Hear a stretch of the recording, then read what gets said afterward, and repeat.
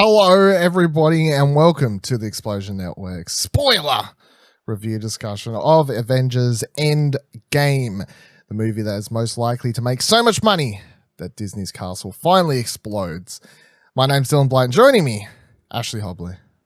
Hey Dylan, excited to be here to talk about the 2018 American short documentary film that was nominated for an Academy Award, Endgame. Wow. Have you had that sitting in your back pocket all day waiting to record this, or did you just... No, I definitely just thought about it 1 minute and looked it up. Fair enough. That's what we're talking about, right? Yeah, no, we're talking about the one that's about Hawkeye and he's trying to get his family back and stuff. Oh, not the one about terminally ill patients in San Francisco. Wow, what a way to open this. Before we jump into it, this is your last warning. As we just said, this is indeed a spoiler-filled review discussion. There is no like 5, 10, 15, 20, whatever non-spoilery stuff. It is full not on spoiler spoilers. free, spoiler paid. Spoiler expensive. Spoiler full on expenses for spoiler Lamborghini, some would say. So I'll say that this movie, unlike our previous review discussions, this movie has so much in it. I've kind of struggled how to put together this particular review discussion because there's simply so much, but we'll see how we can go and how we can go through it. Hopefully it doesn't go for about 10 hours. We'll see. So going to do the usual thing. We'll get our overall thoughts, and then we're going to try and work our way through the movie from start to finish, kind of with the key plot points, and discuss certain things and moments and these sorts of things. But before we get into that, Ash, you gave the movie a 9.5 on explosionnetwork.com with the written review, which you can find the link down below. And however you're viewing this on the YouTubes or the audios, or head on over to explosionnetwork.com to find it there. However you want to go about it. Of course, you kept your review very spoiler free in that written one, though. But you hinted at a lot of things. So now's your chance to open the can of worms and give us your full spoiler thoughts and why you love it, and a couple things you hinted at that you wasn't a big fan of. I loved it. Obviously 9.5, that's a pretty high score. I think it is just the perfect wrapping up of this Infinity Saga that they've quite decided they're calling it. So yeah, I thought it was the perfect ending. If this was the last Marvel movie I ever saw, I think I'd go away very satisfied. I kind of wish it was, to be honest, but yeah, so if we all die tomorrow, we'll go out satisfied. You're really just on downer today. Right? Yeah, this is just really went dark really quick. I don't know how, but they made everything before it feel worth it, weightier, and rewarding. Yeah, weightier. Like it was a good investment in your time watching every single one of those 21 movies, because they touched on pretty much every one of those 21 movies. Close to all of them. Pretty close.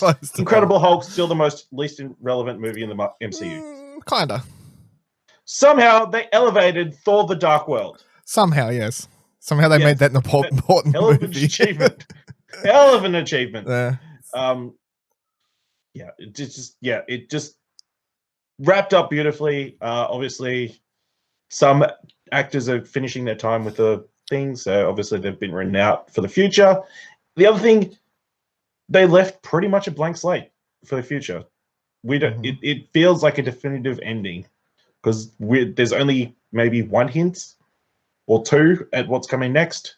As for problems, obviously there's this massive time travel story in the middle that there is some plot holes and some things that aren't fully explained. But other than that, I liked pretty much everything about this. You hinted at in your review, at one character that you felt was underused or something. That's obviously it's Captain Marvel. She shows up at the start of the movie. They don't explain who she is. We don't get a scene of her explaining who she is. To be fair, this whole movie is, if you haven't watched all the ones prior to it, too bad. Yeah. So I don't feel like they needed to explain who she was. That was pretty similar to Infinity War. There was no hand-holding at all. So, yeah. So if you didn't see Captain Marvel in this Winners, which pretty much everyone did apparently because of it's one of the highest grossing movies ever. So no excuses really. But yeah, they just dove in straight ahead. But then she just disappeared for half the movie. Yeah. Especially when she's marketed so much. She's like on the poster. Yeah, Which is what, like the 20 all the minutes screen time posters at are best? lie though. To be fair, like Yeah. I think the all of the posters, the spreads for this movie, it's like I saw someone like people have been taking pictures and putting them up on Twitter, like outside the the big the long poster type standy type things in cinemas and Yeah. stuff. And it's like Thor's on there, obviously not Fat Thor. You've got We got that Thor though. That Thor was in the movie. briefly. He's not the main part of the movie. Briefly, but then there's also like Bruce Banner's on there, not the Hulk, because they still like obviously don't want to give away that he turns into the they're Hulk. keeping secrets. Yeah, well, the whole poster is a complete turn. You know, nothing on there really represents the movie at all.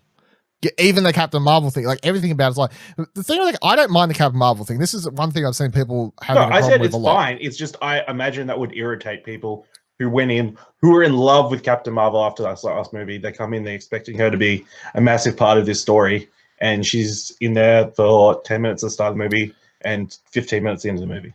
I think we built that up in our heads, though, to be fair. Somewhat. We all did it. Every reacts to a trailer we did, it's like, oh, Captain Marvel will do this, Captain Marvel will do this, Captain Marvel will do this kind of thing. And we can't, like, I understand that the argument will be, well, they put her, like, she was the movie before, and they also had, like, the end thing with Nick Fury calling her in and all these sorts of things. Yeah. But then again, the end calling in thing, if we wasn't going directly into Endgame, then it would have just been, as these movies usually do, which is they usually end with something that links into the next Marvel movie in the line. They don't usually link into the next big upcoming event. They just link into directly what is going to be the next Marvel movie. And the next Marvel movie following Infinity War happened to be Captain Marvel, you know? So yeah. I don't look at it as the stinger for Infinity War as a setup for Endgame. I look at it as any other stinger, which is simply set up for the next movie in line of the cinematic universe. And so you're fine with how they use Captain Marvel in this film? You have no issues? I am, because I think the way they explain what she's doing makes sense for her character. Interesting. Because if you go back and read your Infinity War review, you're very upset that there wasn't more Black Panther in that film. I was. Even though he was the movie previous to it. I think the way that she comes in at the start of this, and then because of the time jump and the way that they explain why she's not there, it made sense story-wise to me, because they're like, you have that scene where Black Widow's talking to all the holograms or whatever, and she pretty much kind of owns her, because like she's like, why aren't you down here? Like Black Widow says something, you know, like helping with us, and then Captain Marvel's just like, you know, there's fucking thousands of other planets that don't have Avengers, and I was like, that is a very good fucking point. In fact, if anything, Earth has it better than anywhere else.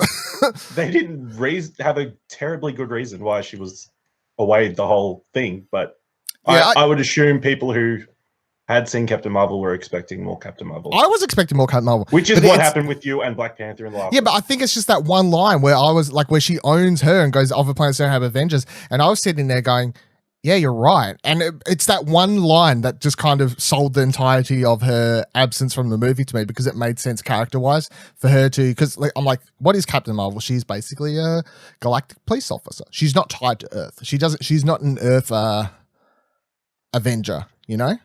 But it makes sense for Black Panther not to show up till later in Infinity War. There, I'd have to go back, and I can't really remember all my reasons, to be honest. But we're talking about this particular movie. I'd have to go back, and I can't remember what my reasons at the time. But yeah, it's that one line though that sells me on her. Yeah, no, absence. I didn't have a problem with it. Again, I was just pointing out something. No, I've seen lots of people upset about it, and I get why. It's because it's the movie prior and all these sorts of things. But I think character-wise, it makes sense to set her up as a hero that is not going to be tied to Earth, especially as they're built, as Marvel the last 5 years or so has been building their galactic, galactic world more so than 1,000,001 different fucking things always constantly happening on Earth. They've just been building this way bigger universe, so I think that makes sense. Was there any other negatives that you had that stood out? No, that was pretty much it. Yeah, everything else was pretty great. CGI stuff? Yeah, the CGI was not great, especially the last act. It sort of dipped down a little bit. Obviously, we had issues with the Thanos' fiends last movie.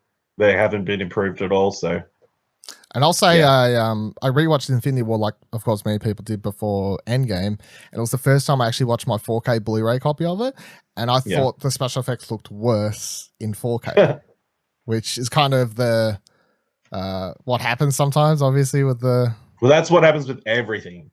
Yeah, you go watch old movies in 4K and you can see you notice you can see the makeup on people. You notice stuff a lot more, but it's funny because there's like this one thing where I saw. Like I noticed a Thanos tear when he kills Gamora for that first time. I was like, oh, I haven't seen that little tear before. Like, oh, 4K is giving me more detail. And I got to the fight at the end of the movie, and I was like, oh, the CGI looks worse though. Like, I'm like, what's the the payoff swing here? What's the trade-off? Yeah, what's the trade-off here?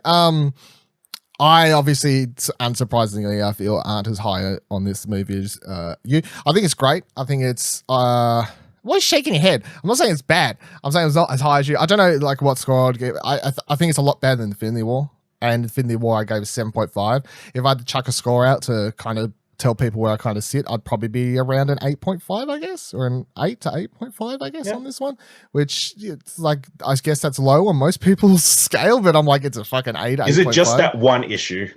No, I have a couple issues, and like obviously my biggest issues are a Thor character problem that I have, which we will tackle in full because I feel like I want to have a full on discussion because it's my biggest problem. But then there are a couple things like pacing wise, a couple scenes I feel like could have just been deleted, CGI things, like just general film things that any movie could have that just add up to being a couple issues here and there. I think as a whole though, it would be top 5 Marvel movies for me pretty easily. And I also think just as a cinema event, it's like it's something you timestamp in like 10 years from now. I remember where I was when I watched Endgame because it's a true cinematic event, and it's the only Avengers movie I've walked out of and really felt like, wow. Because I didn't I thought the first Avengers movie was fine. I wasn't even wowed by that one, which I know is like sacrilege to a lot of people. I thought it was fine. I wasn't a big fan of Age of Ultron. I don't think that's sacrilege though. A lot of people that's not sacrilege. Biggest fan of that one. Infinity War, as I said, I reviewed that for us. I gave it a 7.5. It was a good time, but I had several issues with that one as well. I often struggle with Avengers films just because the problem with they have with these movies is the amount of characters they've got and like the juggling act. It's like the thing that benefits the movie and the thing that people love about them is like the amount of characters, but then I also feel like they just struggle with what to fucking do with so many characters, and it's like the plus minus of all that, I guess. But it's absolutely one of the most epic, eventful movies I think I've watched in my life, and that's what I'm saying. Like, I want to go watch it again. I really, really like the movie, but at the same time, I can like something and still have an issue, a couple issues with it. You're allowed to love. I love Star Wars. I still point out negative things. Like that's how if you criticize the art you like, that's how it gets better. Yeah, so people can hate The Last Jedi and still love Star Wars. They can hate they can. That's exactly what he said. People can dislike the Last Jedi, but if I see one more fucking person just jump into a random fucking thread and start arguing about that movie for no reason, I'm like, it's been 2 years. Just settle down. I saw someone arguing about fucking the Ghostbusters remake. Anyway, that's a whole thing. But I was like, that's like fucking 4 years ago, dude. It's like, just everyone chill out. Anyway, all right, Avengers Endgame. Let's start walking through this particular movie. So when it opens, we get a cold open. I don't think that's ever happened before. I was trying to think, but I'm like, I didn't have time to check, but I'm like, Black Panther, was that a cold open or wasn't a cold open? Like, did it have the logo first? I can't remember. The prequel scene? No, I can't remember. You know what I mean? Makes sense. I feel like it was, but I'm not sure. I'm not 100% sure. Yeah.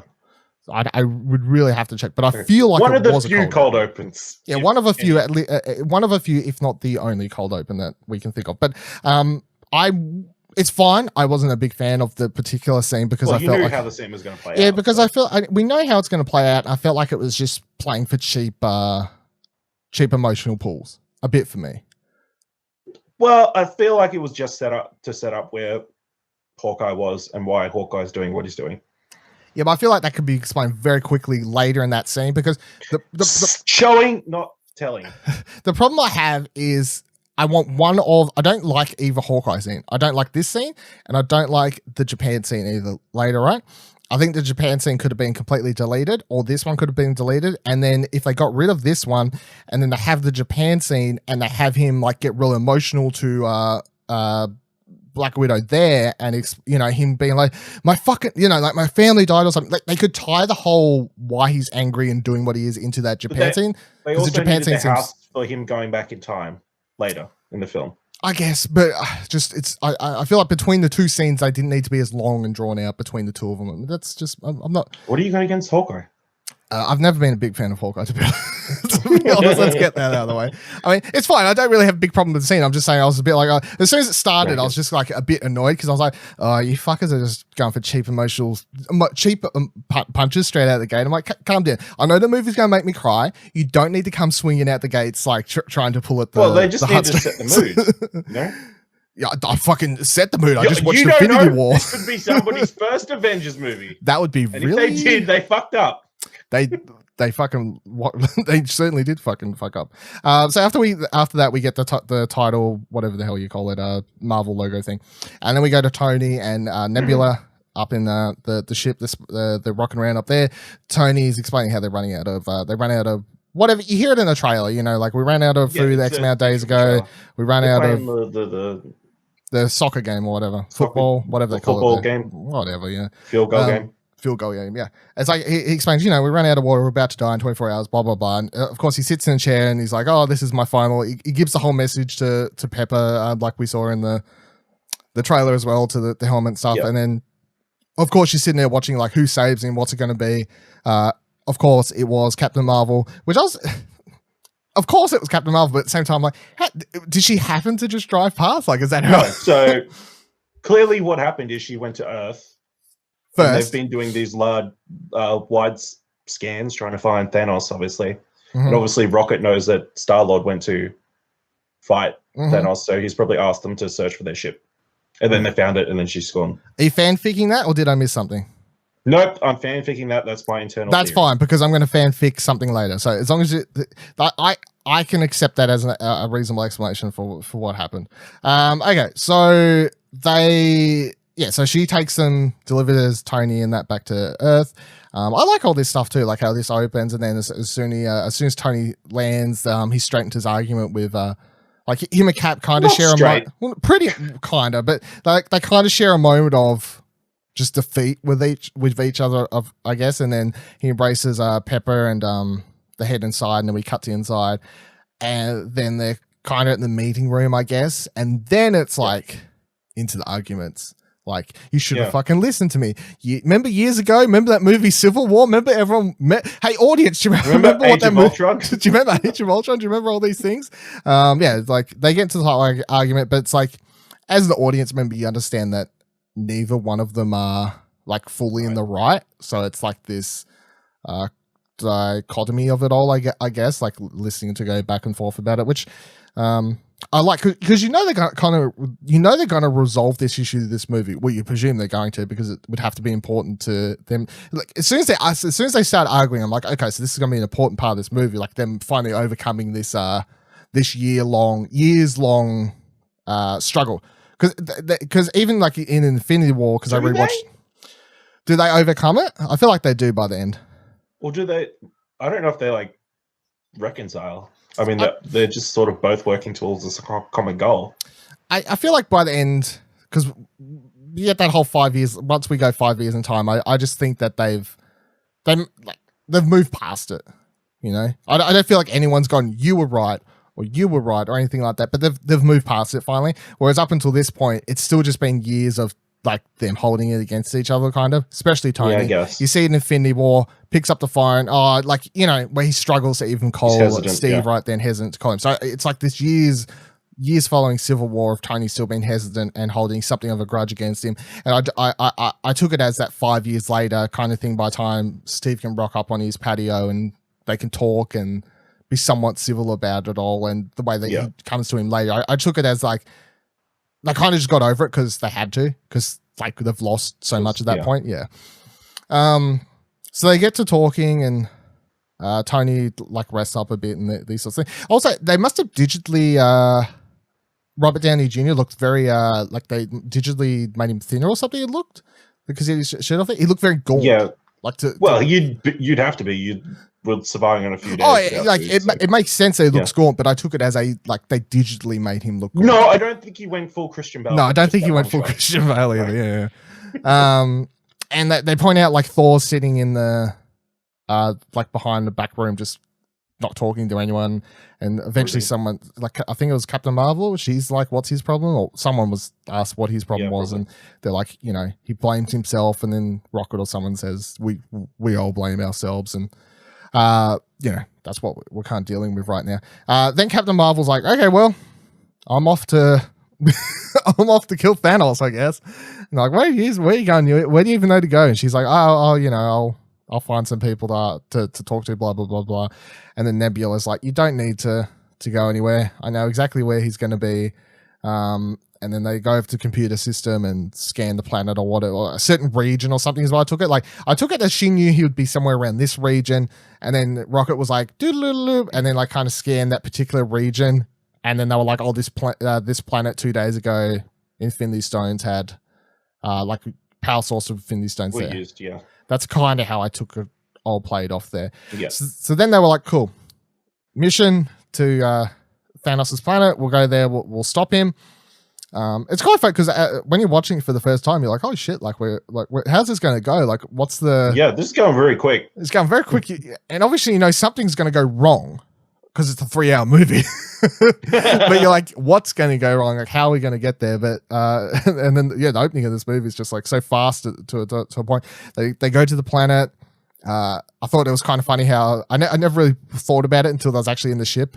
And it's like, whose first time is doing space travel?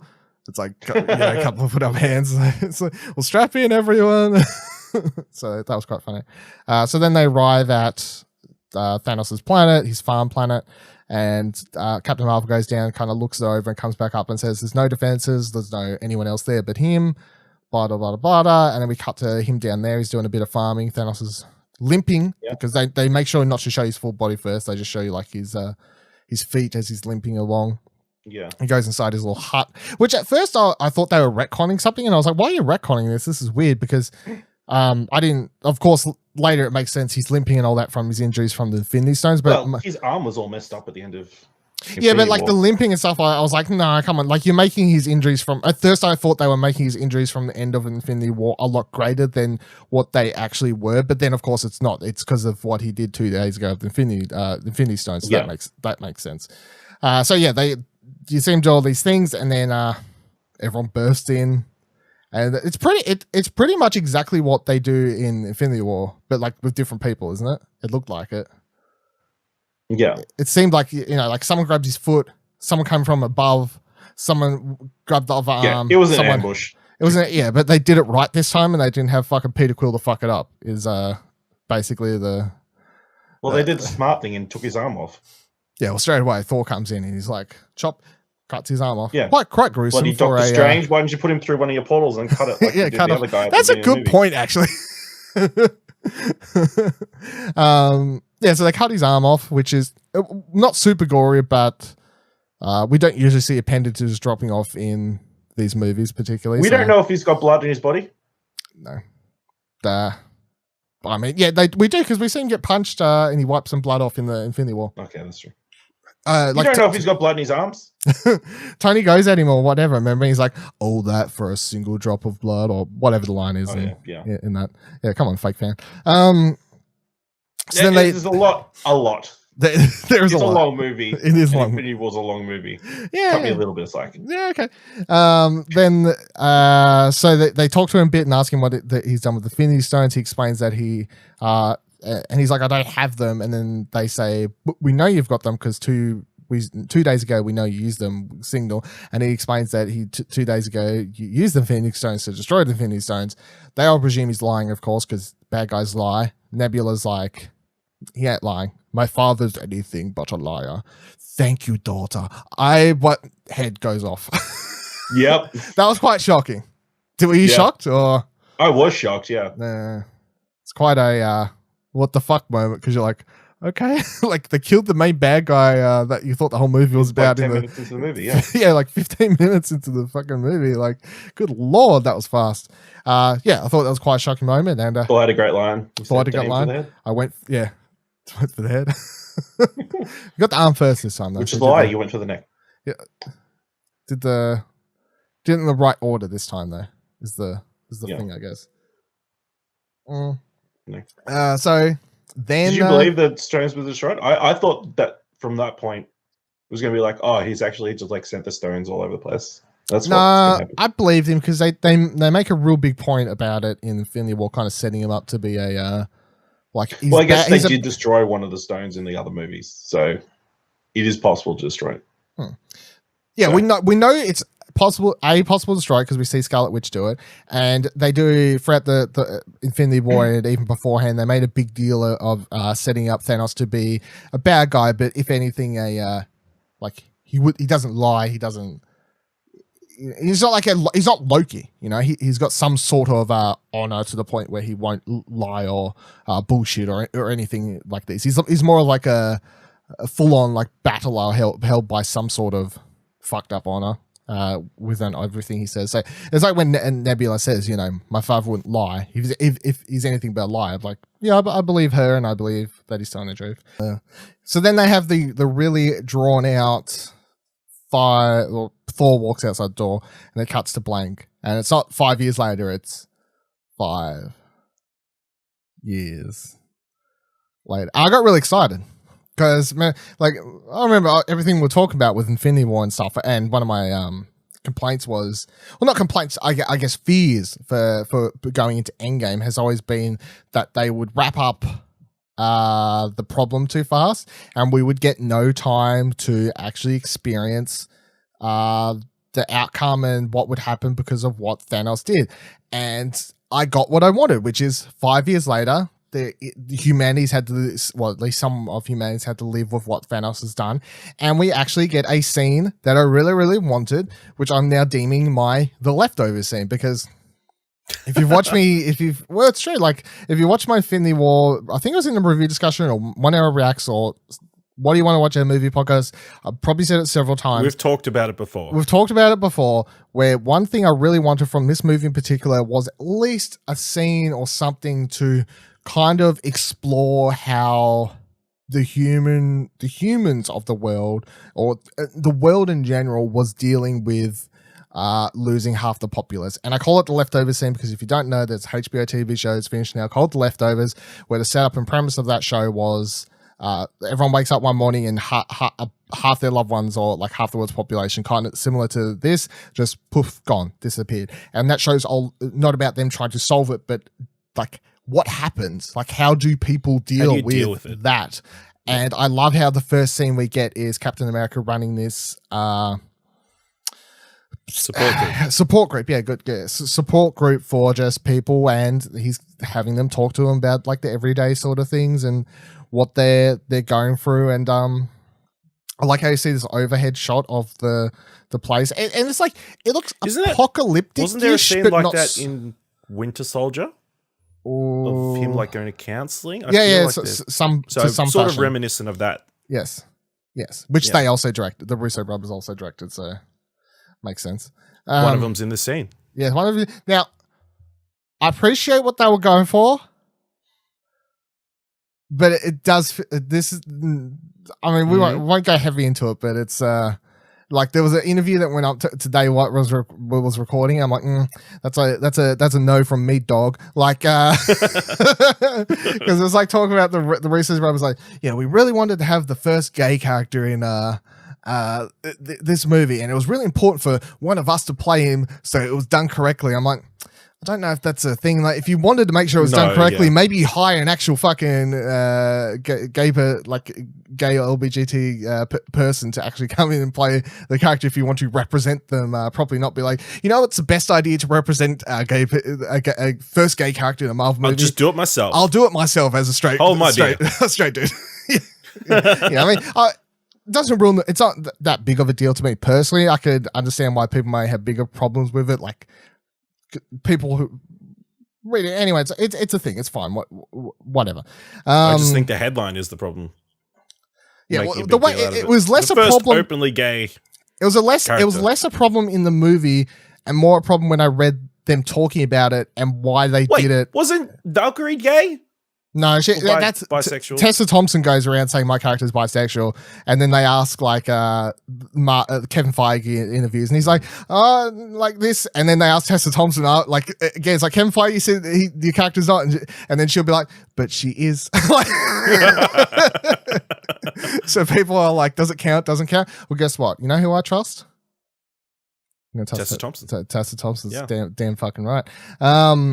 So anyway, that's the self-help group scene. I do like though, and like the overhead shot and this whole like gives you a vibe how Captain America is actually helping people, and he's not doing it through. He's not helping people for these 5 years from what we can take through running around with a fucking shield and beating the shit out of people. He's helping people through like a mental way. And I like how they show that angle of it, because a lot of times with these superhero movies and stuff, it's like, what are the superheroes' powers? The superhero powers are that they can bash fucking people up and jump real high, and they got laser beam eyes. The only way they can help people is by violence. By violence, yeah. And this shows that Steve has like he's helping people. Other skills. He's helping people in other ways that would be important in such an event like this. I would like an entire TV show dedicated to this 5-year period and how people deal with it, and Captain America helping people through problems. We're probably not going to get it, but just saying I would be okay for that to be a Disney Plus. Disney Plus do it.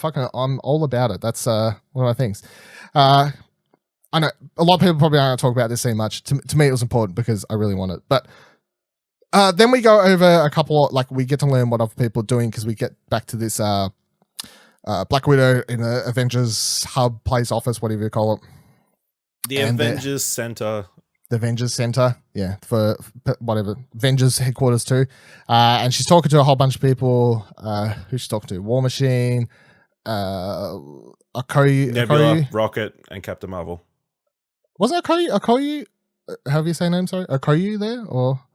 No, you know, like yeah, I think she was there. Danny Garai. Yeah. But anyway, she talks to all them, and you can tell Black Widow's kind of like heading up. But you can tell that she's just doing too much to the point where she's just doing it to try to keep busy, because she doesn't know what else to do.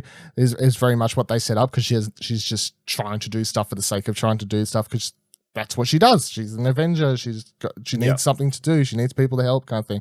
What does she do if she can't help people, kind of thing? That mentality of it all, which is another.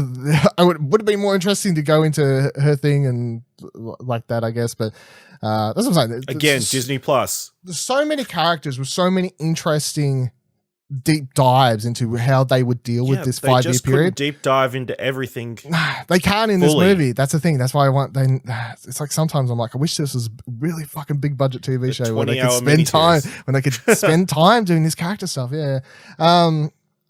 It's fun. Yeah. So then she talks to all them, and we discover that. Also, shout out to Brie Larson rocking the short hair. The short hair, Captain Marvel. Yeah, I like the short hair Captain Marvel a lot better than the long hair Captain Marvel. They make jokes about it too, like lady, you're gonna change your fucking hair again? Like, yeah, it's pretty funny. Yeah, this is where we get the line. You know, she's like, "I've got people to protect. Shut the fuck up, Black Widow. Yep. Not every planet has the damn Avengers."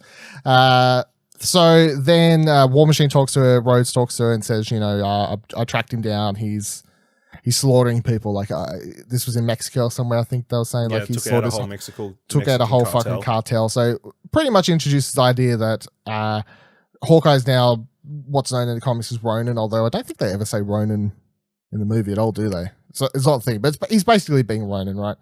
And he's going around, he's slaughtering people, and pretty much doing it from what you can gather, just because of his loss, and he's acting very similar to Natasha, really, in that he's just trying to keep busy, and he's out trying to do what he can to keep his mind off it, to keep moving, seeking out, doing what he thinks helping, but it's not the right way to go about it, I guess. Like he's not like murdering.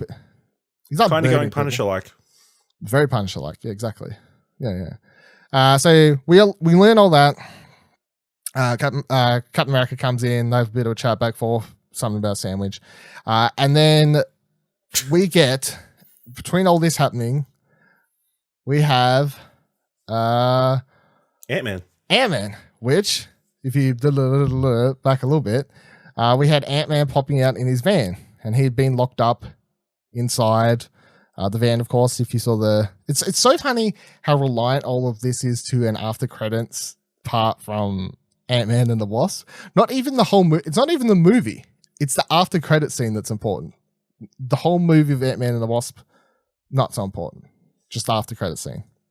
But yeah, so freaking he's locked up in some place. Rat goes over the machine, which is a bit silly, but I can look past it. I'm like, maybe whatever. The rat walked on the exact buttons that were necessary to press.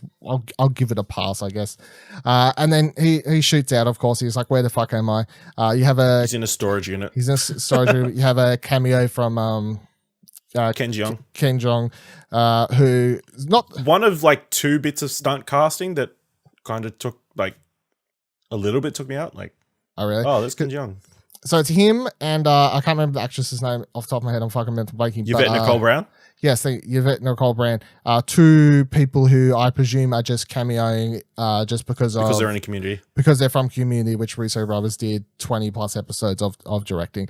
And at this stage, they've had several Community cast members come through the set of Marvel movies they've directed and do cameos of sorts. So that's all it is. People are like, why is he in it? I saw people online, forums and stuff, being like, why is he in it? Is he so smart? I'm like, it's just he's going to be Shang-Chi. Whatever I'm like, it's just a Community thing. Like that's all it is. Don't read too much into it. Like, but no one notices Yvette's cameo because she's not as popular, of course, as he is, and everyone's like misses that completely. Anyway, so he pops out, he gets his stuff, he heads down the road, he finds big memorial statues and stuff like that up in like San Francisco, yeah, wherever he is. So he's got all these things. He's looking for his daughter's name, of course, across all of them. He doesn't find it, but he finds his own name written on the thing there. So then he heads back to his house, and there he knocks on the door, and then we find out that his daughter, of course, is okay, and that she has grown up. She's now a young teenager, I guess. Like, should be like. I think she was played by Catherine Langfield from. Nah.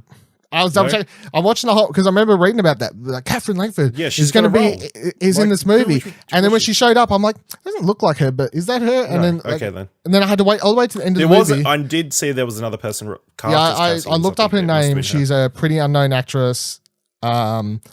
She's been in a couple of things, nothing that I had actually seen, but it seems that if she's going to be important going forward, which she could be, because like if you want to talk Young Avengers or any of these sorts of teams, we'll talk about that later. Like they could have cast a young unknown to kind of for the role. But the Catherine Langford thing, 100% was cast in the movie.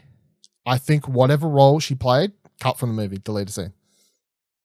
So that's the Catherine Langford thing. After all this, though, Ant-Man heads over to also, Avengers HQ. I was disappointed we didn't get to see Judy Greer and Bobby Cannavale. Were they not could have been dusted. They were dusted. They could have been dusted. Yeah. But then, is she living in that house by herself? Mm-hmm. That's how I fan you fan theory this bad theory this that one 7-year-old girl is because that's living in that house for 5 years. You know what else? That's the third TV show I've got for my 5-year period. I'm just adding up these TV shows I want from the 5-year period.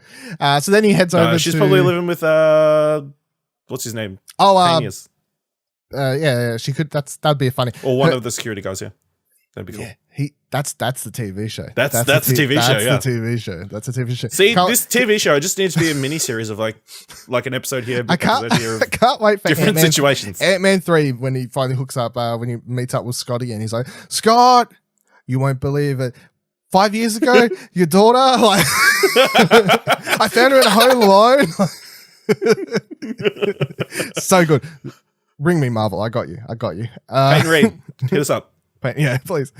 So then, Scott heads over to Avengers headquarters. Of course, like we see in the trailer, he's like, yeah, like, I'm here, blah, blah, blah, blah. And Captain America's, is that now? Is that present? Yes, it's here. They let him in. So he starts explaining where he was, how he hasn't been there. He explains that he was only inside the quantum realm for, it's funny because he's like 5 hours. I'm like, do you actually have a clock in there? I guess you must. But he was in there for... Eternal clock, maybe, yeah. He's like, I was in there for 5 hours, but for you guys, it was 5 5 years, obviously. I had no idea what the fuck is going on. Also, I'm hungry. Can I have that sandwich? Thanks. And also, we need to fucking save people's lives because people I love are dead, so I need to get them back. Hint, hint, hope. Yeah. And we need to sort this out. So he starts talking about time travel, but not. He's saying time travel, but then, and we'll dive into it shortly. What we get in this movie, I don't actually think is what people think is actually time travel at all. Like in the normal sense of time travel, like because we explain it's like the quantum realm.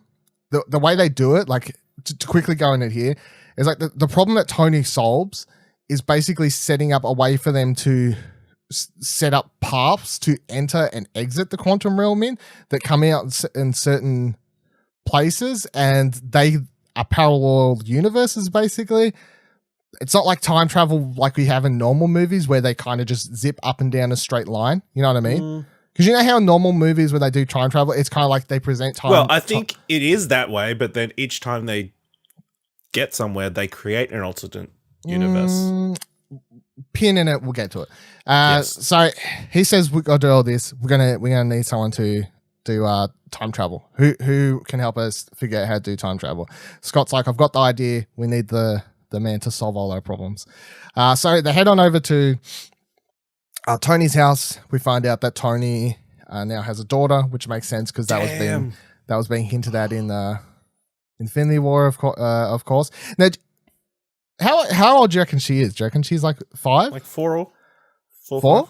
4, 5, yeah. Because I was trying to say, like, did they have her after, or was it that whole? Because remember, people were fan theorying that Pepper was actually pregnant when. Because remember in Infinity War, Tony had the dream at the start. The dream, yeah. So they never really say either way, but I'm just going to go with the more fan theory that she was pregnant. She was pregnant in Infinity War, which would make the daughter 5 years old.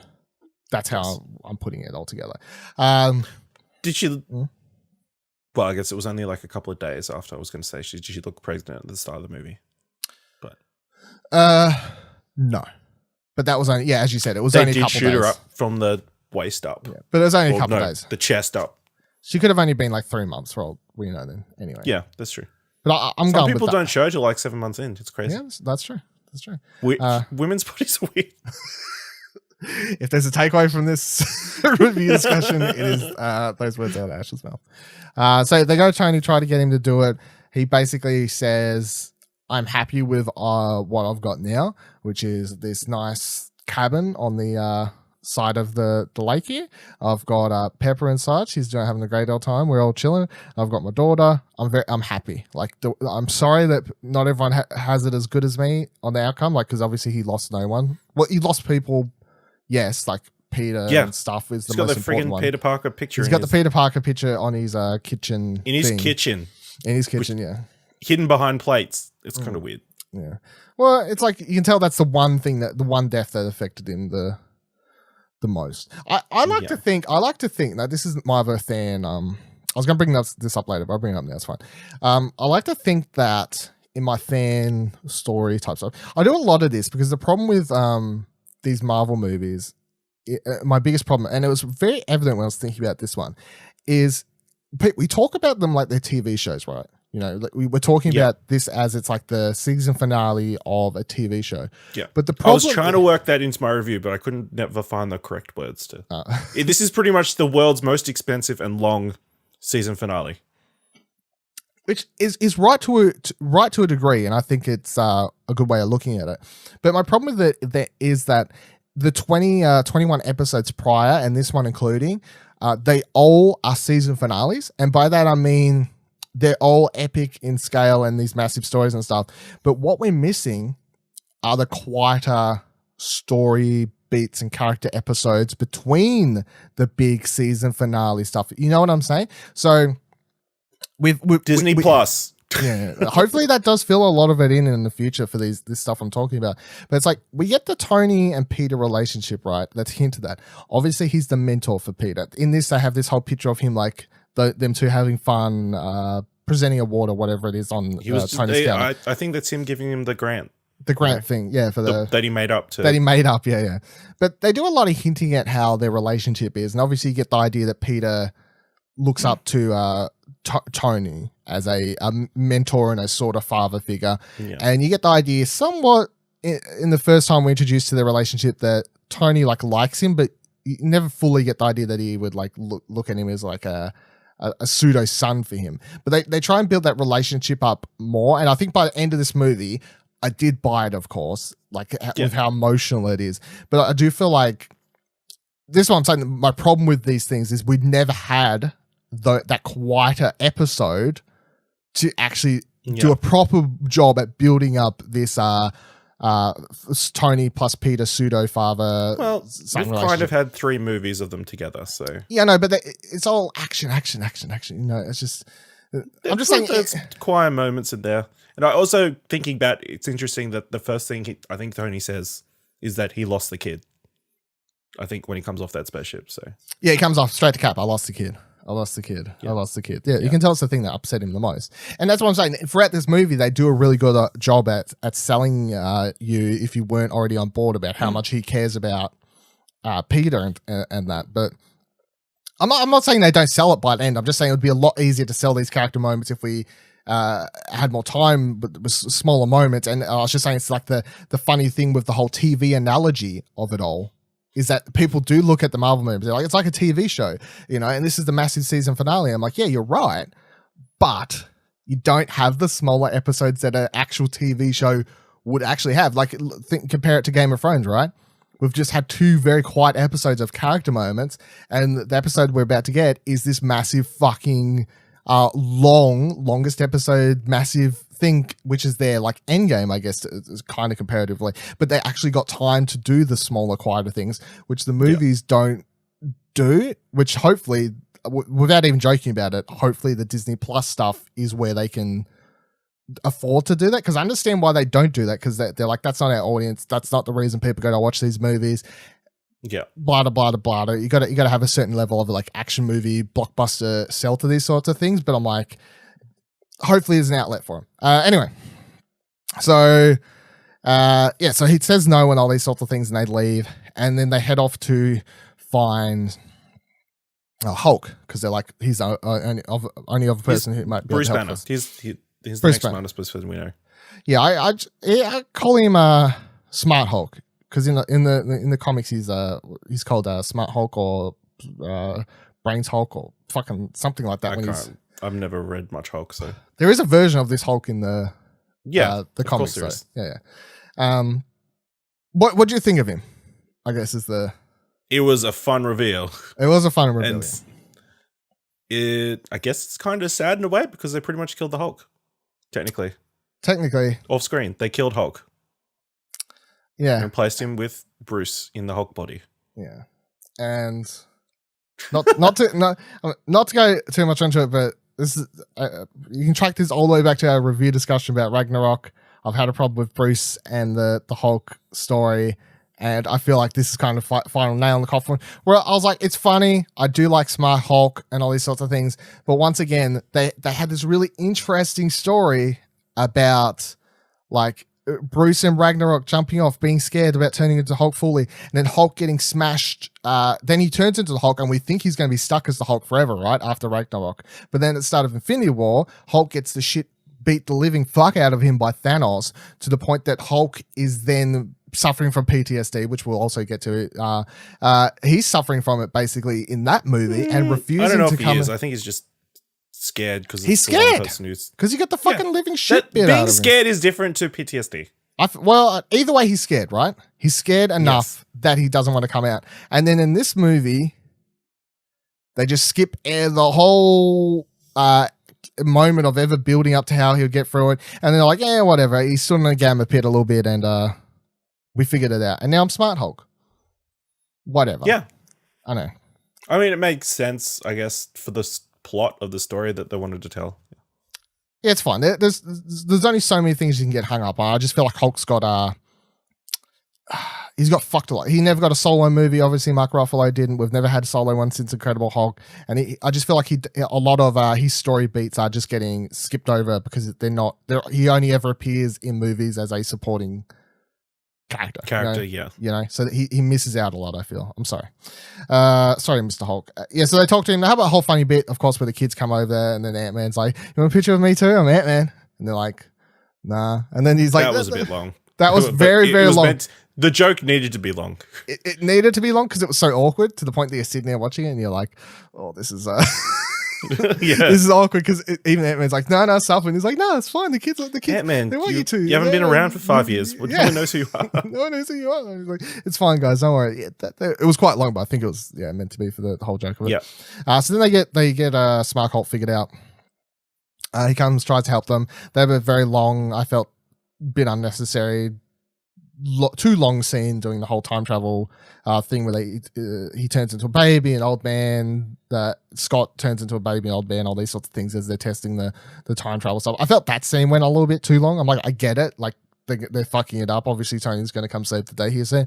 And lo and behold, Captain America heads outside. He sees his car fucking doing about 1,000 miles an hour around the corner. I'm waiting for it to start doing flips because it's going so fast around the damn corner. And you sort of skipped over. I like the scene how he said he doesn't want to have anything to do with this time travel thing, but he's been working on in his head. He's sort of tinkering on it at home, and then he solves it. He's like, I'll just put this through. It's definitely not going to work, and of course it freaking works, which he doesn't want it to. There's that funny moment with his daughter where he's like, holy shit, or whatever he says. Yeah. And then turns around, his daughter's sitting there, and she's like, shit. No, don't say that. We get Love You 3000. Which is very important. Good line, yeah. For later on. I did miss that, sorry. There's a lot to cover, and we're already going an hour, so this podcast is officially going to be 10 hours. So after all that, he talks to Pepper, and you can tell it's Tony being Tony, which is he's like, you can tell he doesn't want to be involved, but at the same time, I feel like between Peter and like just Tony being someone who, once he solves something, he kind of like gets that interest, that intrigue. Like it's his scientist side, I guess, where he's like, I want to see this through because I'm intrigued. But also, if I have the ability to save the kid, then I'm gonna take it. I'm gonna go in on it. Yeah. So he heads down to Avengers HQ, finds Cap there, gives him a shield. They kind of share a moment, somewhat not really an emotional moment, but more of a like they're talking and Tony's joking. He's like, we're on talking we're terms. On solid terms. We're on solid terms at the moment. These sorts of things. So I like that whole moment. It's proper Tony being smart ass, like making jokes and these sorts of things. It's quite it's quite good banter between the two of them. I thought I enjoyed it.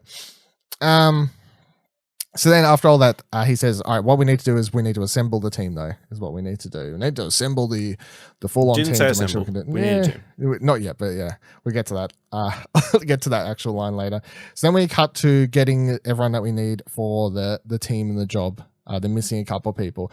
The first one is Hawkeye, of course. So Black Widow goes down to Tokyo to track him down. We get this whole there's something I'm not a big fan of this scene. Obviously, you felt it was fine, but I'm like, the movie's quite long. Obviously, they said, I think I was just looking at it because they kept saying on Twitter, they're like, or in interviews, they kept being like, no, like we can't cut anything, like it's all necessary. And I was watching this scene, I'm like, nah, could have cut this, or like cut it down to a quick montage, or something. I don't feel like it was entirely necessary. But yeah, you get this whole fight scene with Hawkeye and with that actor, I can't remember his fucking name, should have wrote it down, but the actor who's playing the person he's killing is a known actor anyway, like an actor of substance, not just like a throwaway actor, which was interesting, I guess. Then Natasha turns up and they have a whole back forth, of course, and then she says, we've got an idea, like a way to give him back, and he says, don't give me hope, and she says, I wish I could have given it to you sooner, and they hold hands and get on the big jet plane and head back. So there's Hawkeye recruited. And then we get to Thor. Which is its own thing. So Thor, Hulk and Rocket go off to New Asgard to recruit Thor, which I like the New Asgard thing because that pulls from the comics, particular run of comics and storyline where Hulk sets up Asgard. Not like that, but more like actual proper Asgard on Earth in the comics, but I like the influence from that as well. And we first talk to Valkyrie, what the two of them do, Hulk and Valkyrie. They talk to her in the little fisherman village, I guess is what it is. You know, they're all wearing looks like all the Asgardians are just doing little fisherman jobs, and that's how they're getting by. And she explains that Thor doesn't actually come down. They don't see him anymore. He only comes down for hint beer barrels over there and these sorts of things. And then the two of them head up, and they go inside of his house, and they find Thor, Korg, and does everything have a name? The thing that isn't Korg? Yes, it does have a name. I can't remember. You can't remember it? Well, they find Thor, Korg, and whatever the fuck that other thing is. All sitting there playing video games, and Thor's drinking and stuff, and Thor is put on weight. Right. He's got a beer belly. He's got a fairly big beer belly. I thought it was a funny moment. I enjoyed all the shirtless shots because I heard women in my crowd audibly say no. No. Really? Oh, God. Yeah, almost crying that. No. People in my cinema just laughed at it. I didn't hear anyone go, no, not my dear 8-pack Chris Hemsworth. So obviously, I wrote up an article on ExplosionNetwork.com if you want to read that in full to get my thing here. But I do want to get your proper 2 cents on it in this thing. But my biggest problem with this movie is the way they mistreat Thor, in my opinion, that with his character. And they basically use his mental health, the fact that he's obviously struggling from some form of PTSD. Like they even literally, like there's a whole scene where they say Thanos' name, and you can tell that that's triggering to Thor. Like to even hear his name, like fucking Voldemort or some shit. And they even it's very heavily hinted at how bad he is struggling with, like, inside his own head. And that's like the cause and effect of the drinking and the whatever else is going on, just his whole thing. Like, it's obviously really messed up what he's gone through. And out of all the Avengers, he has the character who has lost the most, I would say, especially of recent. Like, you could argue Captain America, blah, blah, blah, lost all these years, whatever else. And I'm still like, no one's lost as much as he has. He's lost in the last couple of films, even tracking all the way back. So he loses his mother first. She's dead. He then loses he finds out his fucking brother betrays him. Yeah. That sucks. Then his mother dies. That obviously sucks. Then his father dies. That sucks. Finds out that he has adopted. Finds out he has another, an actual sister. She comes back, evil. Then she dies. She destroys his... Not sad about that. No, not so much, but it still sucks to turn out you have an evil sister.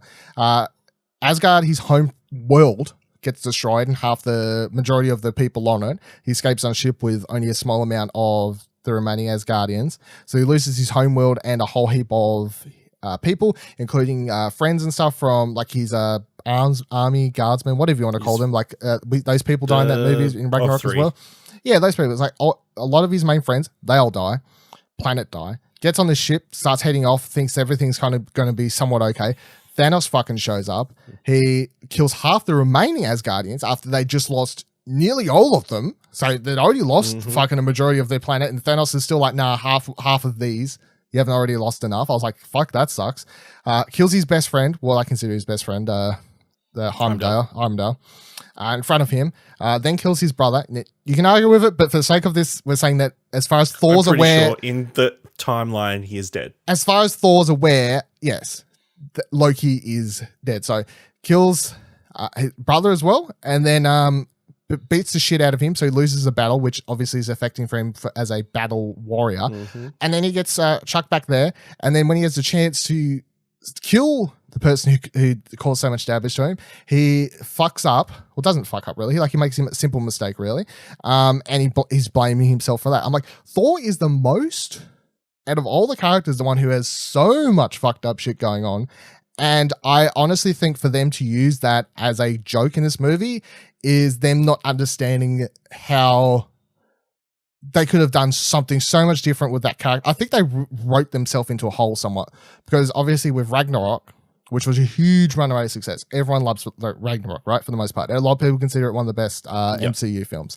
Everyone loves one of the changes to Thor, making him more of the dude bro, making him like using Chris Hemsworth, who's proved to be really good at comedic timing, using that to their advantage and making him more part of the comedy for the franchise, more so than the Thor was originally set up with, which was the more like, how art thou thing, you know, all that sort of stuff. Yeah. So I think because they changed his character to that, and then also within all that, they gave the character so much fucking weight and darkness and so much more than any other character in the Avengers or even in the whole MCU. Like they were like, oh, how do we do this? Like we can't mix, but he's the funny one now. Like what do we do? And then they turn him into the Joker, as far as I'm concerned. And I point out in my article how in Ragnarok he was the one actually making the line. You were laughing with him, and this is the thing a lot of people don't understand of comedy a lot of time, and when it works and when it doesn't work. Is in Ragnarok you were always laughing with him, but I feel in this movie you're laughing at him. The jokes are about his the way he looks. They're about his mental condition. They're about his weight and these sorts of things. I think it's a complete mistreat of and misrepresentation to give to a movie that a lot of kids watch in particular. Because as much as you want to be like, oh, they're adult films as well. Look, kids love these fucking movies. They're going to watch them. They're watching a movie where someone's made like the butt of the joke is someone being fat and struggling with mental health abilities. And I feel like that is a complete fuck up on their behalf of how to represent that sort of character to a property that is shown to a lot of kids. It is my problem. Doesn't ruin the movie for me. As I said, I'd still because it's thing, and I've talked to other things, and I've talked to other people, and I've seen other people have similar feelings, I guess. After I put out the article, I've seen a lot of people be like, yeah, I can see that I had problems with it. So I don't feel like I'm too much. When I first put it up, of course, and you were like, oh dear, Dylan, look out. Like you read it and you was like, oh dear, look out. And I was like, oh, maybe. But I feel like since I've posted it and I've seen several other people be like, yeah, no, I agree, and blah, blah, blah. I feel a little bit better about it and not just be like, am I fucking alone in thinking this? But yeah, what are your 2 cents, I guess? I didn't really have an issue with it. I think obviously the weight thing, it's more of a jab at Chris Hemsworth obviously being incredibly good looking, incredibly fit, and sort of subverting that. I understand like the PTSD thing, but I think the most important thing to take away from it is he overcame it at the end of the film. And I think probably pairing him with Rocket didn't help, because Rocket was always going to be an arsehole and make those sort of jokes. I mean, he was making jokes about freaking Chris Pratt in the last freaking movie. So, well, I didn't like that either, but I kind of gave that one more of a pass because it was the one. It was the one joke where he's like, it was the one joke. It was the one joke when he was like, just comparing him to Chris Hemsworth. I think with it's like abs of steel. I think it's like it's not more so the weight thing, more so the dealing with someone who's obviously having mental problems, and then like putting the weight joke on top of that as the secondary thing that makes it much worse to me, you know? Because I'm like, he really needed the pairing with fucking, and they couldn't because of the story, but it's like, you really needed the pairing with someone like fucking Captain America, who would actually like be like, are you like, just be like, are you okay? You know, like, yeah. Do you need to talk? Do you like fucked up shit's happening to you? Do you want to spend 5 minutes, a 5 minute scene in this movie where the two of us just sit down and we actually fucking talk through what's going on, Thor? Because you're obviously not okay, and like, I'm your friend and we're here to talk, and then everyone sitting in the movie theater is like, oh, that's how you actually deal with this sort of thing. But no, you got Rocket just being like fucking million one jokes. Yeah, not the biggest fan of it. Yeah. And again, I didn't have too much of a problem with it. I thought it worked, and I guess he's on his own path of self-discovery, which has been going on a while. Because obviously, at the start of the franchise, he was the cocky guy who was in line to be king and won all the time, and now he's sort of losing for a while. It sort of makes sense, and it's been 5 years. Obviously, he's been wallowing for 5 years, so I don't want to put anything on that, but you know, this was the thing that kicked him out of his funk and sort of, you know, get him back on the right track. Yeah, I feel like... So if you're going through... No, I'm not going to... I feel like the place they leave him at is good because, like, it's fine to cover it here, of course, but go for it all again later. But when they leave him at the end of the movie going to Valkyrie and saying, "Hey, I want to find out who I actually am. You're going to be left in charge. I'm going to go jump on this random ship, and I'm just going to figure out who the fuck I actually am because I don't know anymore." I feel like that's a good position to leave his character, even though I'm still worried about how they will go forth with him actually dealing with that, since I still feel like they just think he's the comedy character now, and they're not willing to actually. Why can't it be both? Well, it can be both, but I'm just worried about how they're going to fucking balance it because they've proven that they can't balance it Do you very just well. not like comedy Thor? Is that the thing? No, I like comedy Thor. Okay. I fucking laugh every single time I see that clip of him Hulk coming out of the thing and just be like, I know that guy. He's from what? That's fucking hilarious. The short film thing. Remember that the thing that was on the special features or whatever. Dave or something. Dave, yeah. Hilarious, absolutely amazing. I have no problem with all that. I'm just saying that you can't have comedy Thor if it's comedy Thor is built upon a thorn bed of issues that they're not willing to actually tackle in a adult manner, and just treat as the. He's just been suppressing it which is a totally adult thing to do. It's the way it's representing, right? I feel like they completely. They showed that it was very unhealthy to suppress all your emotions inside, His not fucking talk about friends, your issues. Hulk and Raccoon say he's completely fucking messed up. They For want 5 years, he's been in a hut built, keeping all his emotions down, not wanting to talk about Thanos or his issues or anything. And that's what happened to him. What do? They say, so fuck now your he's out of his problems. funk. They say a couple of things. They might have slapped him in the face, which probably isn't a great idea. But, he's back on track. Slap him in the face, and also they did the right thing. They get him on the plane by In going, the end, there's beer on there. I know you're probably an alcoholic at this point, but he was always a beer drinker. Come drink some more. Yeah, there's a difference between always being a beer drinker and drinking, obviously, because you're. Anyway, so we'll be here all fucking day. Yeah, we will. If you've go read If you my met article. Dylan, we're going to be here all day. Go read my article. What do you want to do this fucking podcast with someone who doesn't have actual thoughts and opinions? Jesus Christ! Yeah, it's all good. Yeah. So I think I need to go back and rewatch the film, obviously, with your take, and then see how much is in it. It's because I feel it was only Rocket Raccoon who was making the jokes. It's so funny. Like, before we actually move on, I'll say this. It never hit me until the next day when I was like kind of jot pointing my thoughts of the movie, right? I was kind of breaking down stuff to prepare for this, and I was dissecting the movie, and then I suddenly put together some puzzle pieces because I left the movie theater and I went with my friend Sam, right? And he never told me that night. He never told me that night what his problem was with the movie, but I put it together the next day because we leave the theater. I'm like, what do you think? I was like, doing the whole thing. What do you think? And he was like, yeah, no, it was really good. But I kept looking at my watch every time they had Fat Thor, and I hated that. And at my time, because this was 2 minutes out the door, obviously, I'm on a high, leaving. I'm like, that fucking movie, yeah, it's amazing. Like, I'm running on a high. And my reaction at the time, because I hadn't really dissected it and thought about it properly, I was like, why? What's the problem? And he's like, no, don't like it. He didn't go any further than that. But when the next day, when that's the thing. He broke the glass, and then you realize what the problem was. Yeah. Well, it's the next day when I was thinking about it more. Yeah, I was like, Sam had issues with it, and I was like, I reckon I know. I kind of started putting it together. I'm like, I think I understand. Sam had issues with it. Now I've got issues with it. No, because I didn't know if that's what happened. No, I didn't actually know if that's what his problem was. But when I was thinking about it the next day, I was wondering if that's what his actual problem was.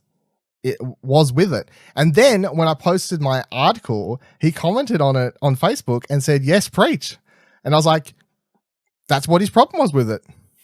Like, that's how I found out, because I put up the thing and I was like, okay, that's, I guess. You could have just asked him. I mean, I could have. Save yourself a lot of trouble. Yeah, I could have, but we don't nope. actually. Now we know why you write all your articles, to see if that's the problem that people have with you. Maybe. Gotta do what you gotta do. But I mean, yeah, it was just interesting to piece it all together in my head, I guess. And without going into personal details, like when I was thinking about it more, I could probably, and personal details, I mean, to do with Sam, because it's not for me to say. But when I was thinking about it, I could understand why that would be upsetting to him. And then I felt bad for the way I reacted that night, actually. Because I did that whole shrugged off thing because I was riding on a fucking high, and where he was like, I didn't like it, and I kept looking at my watch and it was shit. And my reaction was, why? There was no problem with it. Or, you know, like I was just like, why? I don't, you know, I just kind of shrugged it off. And then, when I was kind of putting it together, the next day and being like, I can understand why that would have an issue for him, like straight away compared to me, but for certain things that have happened in our lives and stuff, I can understand why it would kind of. And I'm like, if that's how he felt, there's got to be thousands more. You know, that's the thought path there. All right, Thor's the whole thing though. Let's move on to the next thing. So they form. There was more stuff in this movie. Yeah, there was more stuff in the movie. I mean, that's my biggest problem. As I said, it doesn't ruin the movie for me. I do think it's important to talk about because of like how it could affect people watching this movie. I do feel like like it's very naive to be like, oh, it's not that big of a deal, when I could see a bunch of people sitting there and actually getting upset because of the portrayal of a certain type of characteristic to do with a character. You know, that's all I'm saying. And I it's important to talk about these types of things so movie makers are aware. You know, like it's the whole thing. Representation of race, sexuality, and also certain things like mental health is important, and the way you represent it in your movie is important, especially in a superhero franchise. I feel when it's kids watch it. Kids watch the fucking things. Okay, so then they form. They get Thor, though. They bring him back. They got Thor. They got Hawkeye. They got everyone set up. They come back to the place, Avengers HQ, and they figure out there's a whole, it was not really a montage, but a couple of scenes pieced together, I guess, where they talk through and figure out certain points in time where they'll be able to nab Infinity Stones, with the plan being of getting the Infinity Stones and bringing them back to their timeline. And Tony wants to make sure that they use them to bring back everyone that was dusted, but don't actually affect their current timeline, because he wants to keep his timeline because he obviously wants to keep the life that he has. Yeah. And his kid at this point. Yeah, which was the thing. I was like, why didn't you just go to the planet that you had Thanos on, beat him up after he's so weak from using the Infinity Stones, he's just teleported there and take the Infinity Gauntlet. Which they explain pretty well. I thought they explained it quite well, but I've from reading stuff online, it hasn't worked for everyone. But the whole thing where little bit after this, where Hulk's talking about it and Scott's explaining it like Back to the Future. He's like, "Haven't you ever watched this thing?" And Hulk says, "That's not how it works." No, who was it who did the Hitler thing? No, Rhodey. Kill him as a baby. Rhodey says, "Why don't we just travel back in time to Thanos and just." Like, yeah, which was like, oh, like even though you know Thanos is a bad guy, it's like the idea of doing that to a baby is sort of, oh, that's quite fucking dark. But yeah, because of course that's what us as audience members are going to go like, why don't you just go back in time and kill Thanos before he can like even exist or do anything? And they explain it because Marvel Cinematic rules, time finds a way. Well, it's they're saying that time in their time travel, whatever. Time is wibbly wobbly. Time is wibbly wobbly. Time is not a straight line that you can travel up and down. And if you travel backwards on the line and affect something down here, that you can't then travel back up the line and all of a sudden it'll have ripple effects. They're not saying that's how it works. They're saying that if you travel back in time, you're basically traveling back in time, but it's now in a. That's why. I found the time travel in this movie a lot easier to understand and think about. The moment I started because the way you want to look at it is you want to go, okay, so, and how movies usually teach you is they say you travel back in time. If you affect something, like change an object, kill someone or something like that, they'll cause a ripple effect and that'll cause like parallel universes, alternate timelines, these sorts of things, right? That's how normal movies and stuff has kind of taught us to think. I found it a lot easier for this time travel in this movie to think about it as the moment they travel anywhere, they are traveling to an alternate timeline straight away. And I found that a lot easier as soon as they land, they create an alternate. As soon as they land, they're an alternate timeline. They don't have to touch anything. They're straight away an alternate timeline. And then they get brought back to their original timeline. Yes, and they're traveling back to their original timeline. Exactly. So they're not traveling straight back down on a line. They're traveling outside their line and then down on a separate line. kind of thing. I guess is the best way to look at it. Yeah, because they try and explain. That's why they try and explain that the Back to the Future thing won't work. Like, why don't we travel back and kill Thanos? It's like, you could travel back and kill Thanos, sure, but killing him isn't going to affect our current timeline because it's already happened. That's not how time works. And I was like, I kind of like how they're doing time in this universe, because it's very easy to do the whole, like, why don't you just travel back and kill fucking Hitler before he did anything like that. That's the thing people, you know, when people are like, if you had a time machine, what would you do? And you apply that to this movie, it's like, well, obviously the Hitler of this thing is Thanos, and it's like, travel back, kill Thanos. So they're saying time is not a line, time is a pond, you know, like, it's constantly moving, waves, deep puddle, fucking can't do anything about.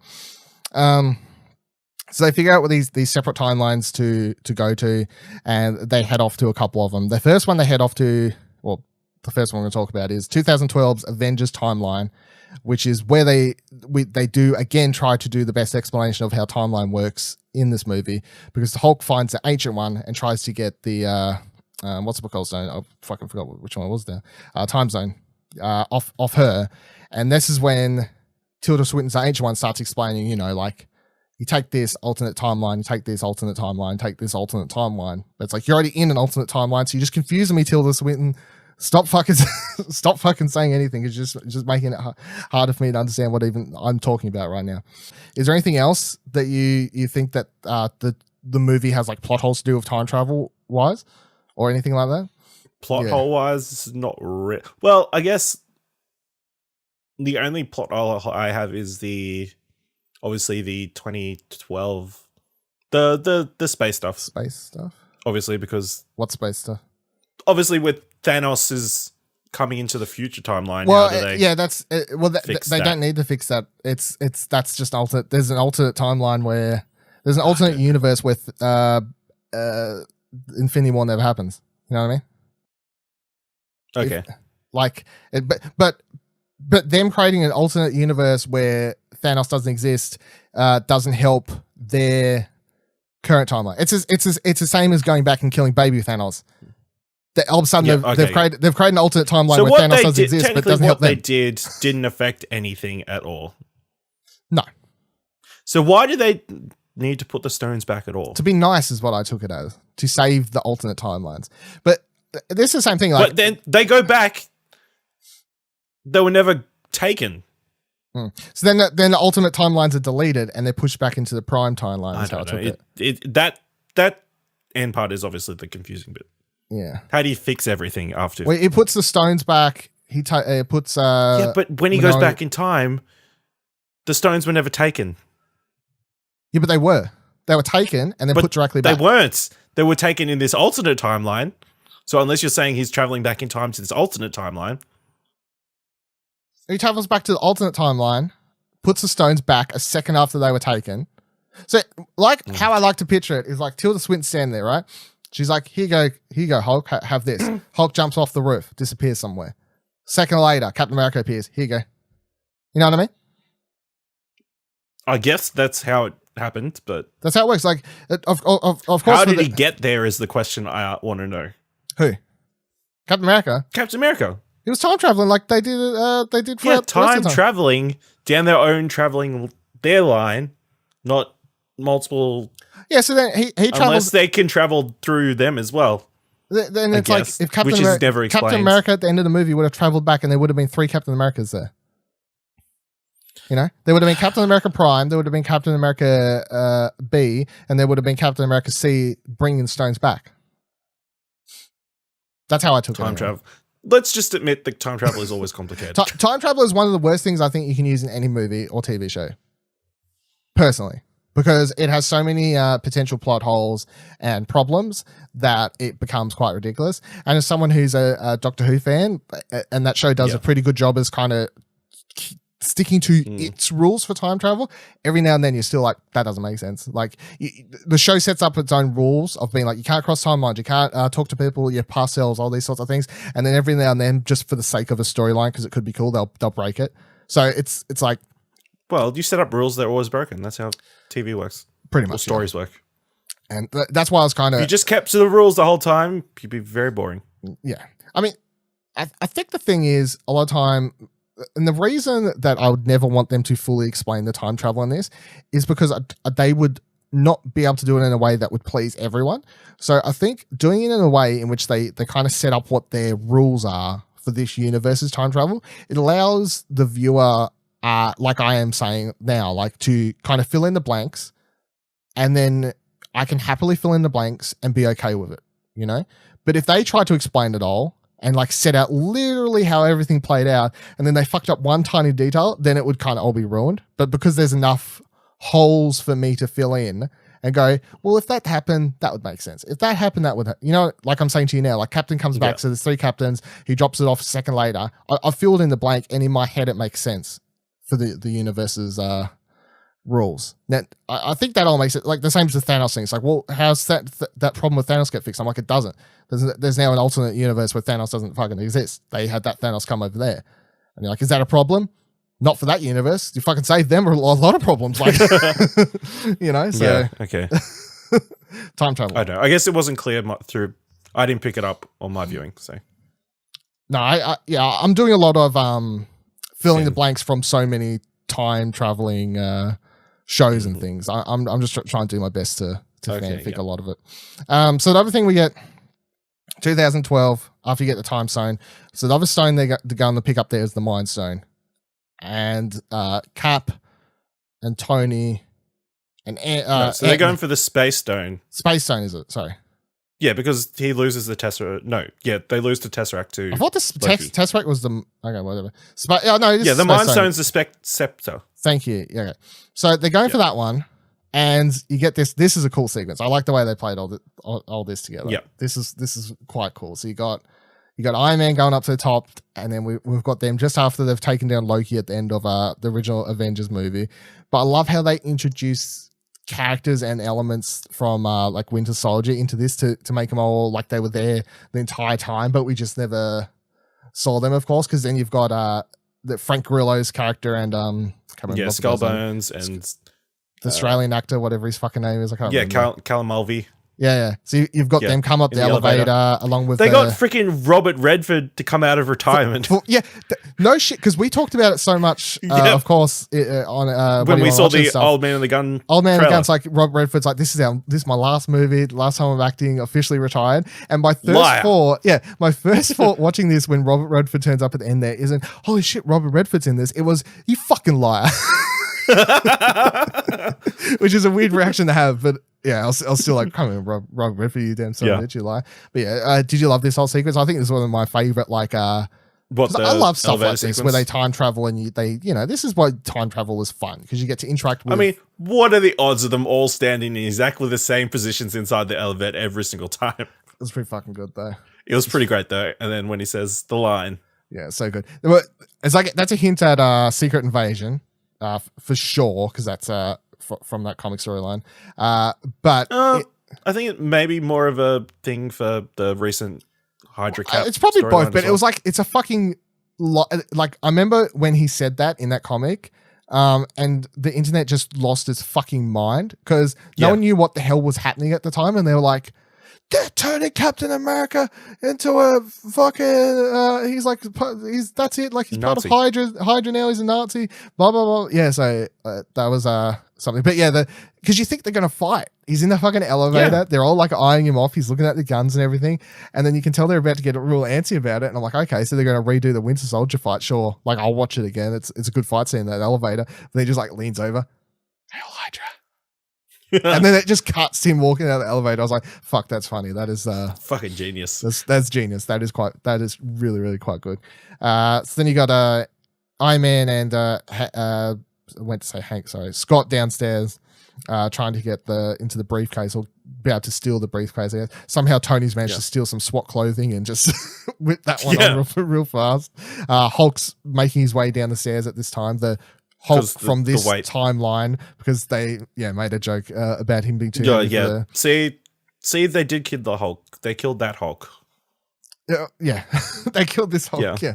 I like Bruce trying to do the same sort of angry when he walks out destruction. Yeah, he's like Tony Cap says you need to break some stuff.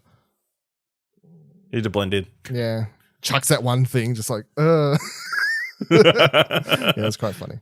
But I think he did like a lot of the mocap in the original Avengers anyway, didn't he? Yeah, he did. For the actual stuff. But it's played off. That Hulk is a completely different Hulk. Yeah, that's true. So yeah, he's downstairs and Scott's trying to break into Tony's Heart thing, whatever they call him, sorry, and like flick it off to cause him to have cardiac arrest or something without actually killing him. So he'll drop the suitcase. So while this is all going on, they're talking to Robert Redford, whose character's name escapes me, but Robert Redford's there, not out of retirement, and then he eventually flicks it. The case skids across the ground. Tony grabs it, goes to turn around, thinks. At first, you're like, "Fuck, everything's going really smooth in this." This is going great. It's going great. Next second, fucking the space timeline that's not working good. Yeah, it's like this timeline's going really quite well. And then of course Hulk just bursts out of nowhere, complaining about the stairs, and knocks Tony across the room. And then the case opens, and the Tesseract goes sliding across the floor. Loki's like, "Oh, hello, see us, see us," grabs it. Now, I think the thing for this, a lot of people are questioning is like, does Cap, when he travels back in time, does he fix this?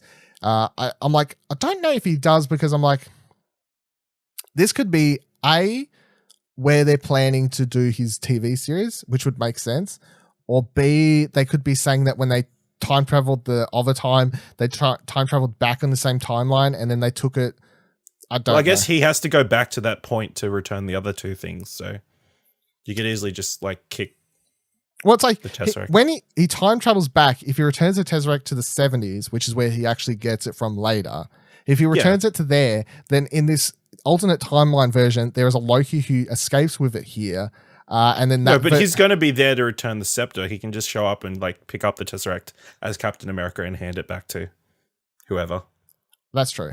Yeah, that's true. You've again, a lot of things that a lot of fan theorying, filling in the blank share, because you're right. He could just simply do that, and that kind of solves the problem pretty easy, actually. But I was like, either they're trying to say that Captain America fixes the Loki problem, or they're trying to say, like, I was like, is that what they're doing to set up what the Loki TV series would have been about? Like this alternate reality? I feel like the Loki TV series is set before everything from what we've read. So it would still be Loki Prime, not like an alternate universe Loki version. Okay. Yeah. I like your explanation. I hadn't actually thought that. Yeah. Because Captain America's not actually in that room. So he can just. No, he can just show up. He can literally just walk in and be like, yeah, no, Loki, fuck off. Yeah. Hey, easy explanation. Sometimes you overthink the things.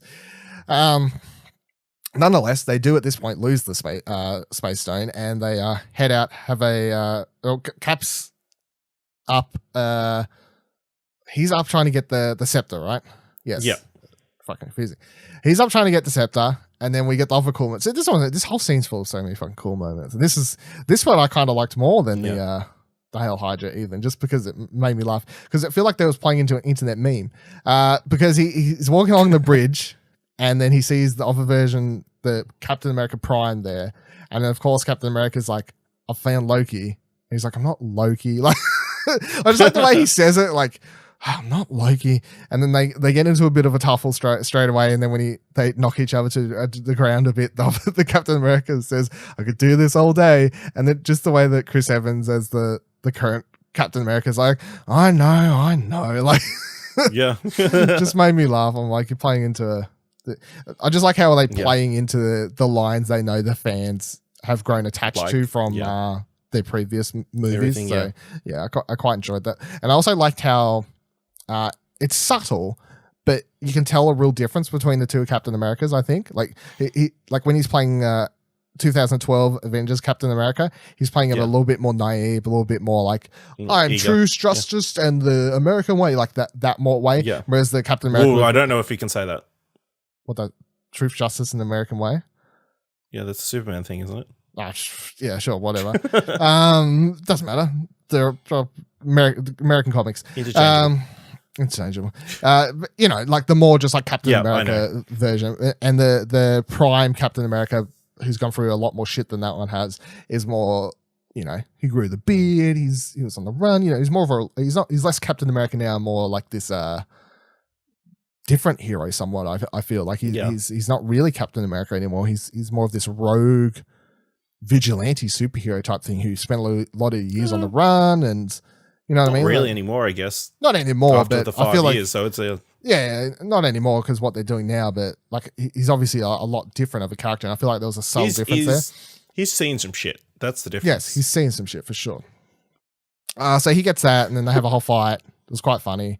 And then he drops the was it a compass? No, is it stopwatch? Stopwatch, the right? Compass? Is it compass? I can never remember. Yeah, I'm pretty sure it's a compass. With Peggy's photo, yeah. Yeah, Peggy's photo with the compass. He drops, and of course, the other Captain America's like, "Where'd you get that?" And he pokes him with the pokey stick, the Loki pokey stick, Loki pokey stick, and knocks him out, and he heads off. But of course, they're like, "Shit, we lost one of the stones. What are we going to do?" When they all meet up again after this, and they're like, "Okay, what we're going to do is Ant-Man, you fuck off. See you later. Take this. Go away." Us two, Tony starts guesstimating basically, but he figures out that there's going to be a time period where the Tesseract would be in the same place as where Hank Pym would be, which means if Hank Pym's there, he's working on Pym particles, which is what is that what it's called? Pym particle? Whatever, the Pym something, whatever. Which is what they're going to need to be able to time travel. They'll be able to two birds with one stone. Can I just point out one thing? Obviously, we haven't gotten to the Thor thing, but why didn't they take the Tesseract there? Because that would have been in the chamber. Because they took the Tesseract. He took the Tesseract back to Asgard after the Avengers. Yeah, I guess they didn't like. Does Tony know that? I guess they just thought that the 3 would have been easier to get. But does Tony know that it would have been then? Like he's searching his brain. Or do you mean before this point, like 2012? No, yeah, before in the original planning phase. I think the reason they went here originally is because they could get three at once. You know, I just find it interesting. Obviously, the Tesseract was there where Thor was. They could have had 2 Tesseracts at the same time. I don't think. Yeah, why not grab extras of the stones if you can, just to duplicate to see how it all goes? Yeah, why not just see how it goes? Yeah, it's a fair point. Yeah, so they jump back to the 1970s. It was 70s, right? Like I wasn't sure if it was 60s. I believe so, yeah. But I tried to look it up, but I couldn't find it. So they head down into the Shield bunker place here. Other thing, that was a Stan Lee cameo in the car. Yep. It looked a hell of a lot like Mark Maron. I don't know why. I thought it was Mark Maron the first looks time. like Mark Maron from fucking Glow is what it looked like. Yeah, maybe it's because he dyed his hair or something. I don't know. He's driving in the car right as they're showing the army base, and then he's like, "Peace, not." I can't remember the exact line. It was a very throwaway Stan Lee cameo. I don't like. I understand that people were kind of going into this for some reason, being like it's Stan Lee's last cameo, and probably expecting it to be a lot meaningful. But what you got to understand, I guess, is that they were shooting the Stan Lee cameos. They weren't like expecting him to die, and thus expecting this to actually be his last one, and then shooting it in a way to make it more. It's his last one, better make it epic. You know, it just so like. He died, unfortunately. It's just unfortunate, timing. They didn't get to... We got the Captain Marvel one. I was about to say, my favorite one... That was the better. My favorite Stan Lee cameo, I think, which is an entire topic where we could rank them all, really. But my favorite one, I think, would have to be into Spider-Verse. That's true. That was great. I just feel like that one's a lot more meaningful because he's saying like everyone can wear the suit and he's telling it to our new Spider-Man. I feel like that's the most meaningful Stan Lee cameo, personally. But if you want to count live action movies, then like Captain Marvel one's better than this one and whatever. Yeah. It's like, it is his last cameo. They didn't know he was going to fucking die. They didn't. He could be in Homecoming. No, Far From Home. I don't think that is. I think they officially said that this was his last one. Okay. I don't think it's fitting, even if it's not one of his best cameos. I think it's fitting for him to be in Endgame nonetheless. So they head down to the bunker, which if you've ever watched Agent Carter, you would have seen a bit. Have you watched Agent Carter? I've watched the first season. So good. Underrated show. I was so pissed off when it got cancelled. I'd go as far as to say this. Apart from Daredevil season 1, both seasons of Agent Carter is Jessica Jones season 1 and Daredevil season 1. And then I'd say both seasons of Agent Carter are up there and way better than the rest of the Marvel TV show stuff for me. And I was so pissed when they cancelled it. I loved it. Absolutely fucking loved it. So I was quite happy with several things that we get happening here in quite soon. We'll get into it in a second, So they head down into the Shield base. Tony finds the Tesseract locked up in some kind of compartment, whatever. And then as he's finding it, he bumps into his dad, played by John Lazenby. Is it Lazenby? Lazengy. I can't remember. John Lazenby, I think. Madman. Bump into his John Slattery. John Slattery, thank you. I was saying Lazenby. Like, what are you trying to say? Yeah, no, I can't remember his last name. That's him. They bump into him. Howard Stark, old Howard Stark. Of course, young Howard Stark is played by what's his face in the Dominic Howard? Dominic, yeah, in the thing. Preacher guy. Yes, preacher guy. But it's not him. It's old Howard Stark. Bumps into him and you get this whole back forth. He walks up there, introduces himself as last name. What's he? Howard Potts. Potts, yeah, which, little does he know he's telling his own dad, like the woman's last name of who, yeah. And I took her name. Yeah. How do you feel about their back forth, like getting to speak to his dad? I feel like they were trying to make it a lot more emotional and like meaningful, like him getting to talk to his dad, but I don't feel like it personally hit any notes for me. Like, did you think it was okay? Or obviously it's hard when it's a one-way conversation. It's all meaningful for one person, not the other. Yeah, I guess. You're trying to play it. Yeah. So it's a hard thing to touch. Obviously, yeah, it touched a little. It was a little bit touching to have him talk and sort of like give his own personal experience as a dad as well, which is crazy because we obviously hadn't seen him as a dad before. Mm-hmm. So yeah, it was a nice moment. The hug obviously was a bit much. Yeah. It's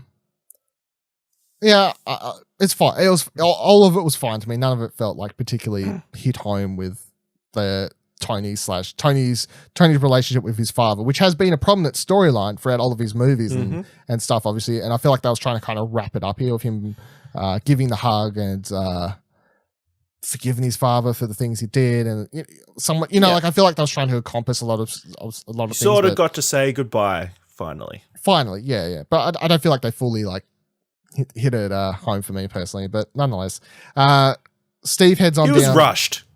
Yeah, he was rushed. He was on mission. He wasn't a pleasure trip. That's true. It definitely wasn't a pleasure trip.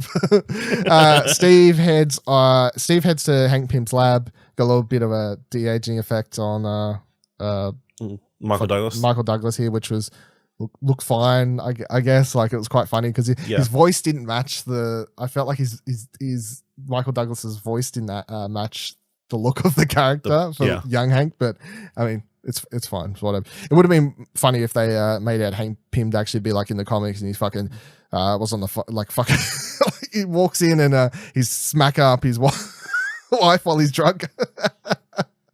They're like, fuck. Marvel want to stay as far away from that as they can. They went to Hank Pym's evil past. They do want to stay far away from that storyline. Captain America, Steve makes a prank call basically and says, someone's open up your boxes. He heads inside and takes some of the Pym particle stuff that he'd been working on here.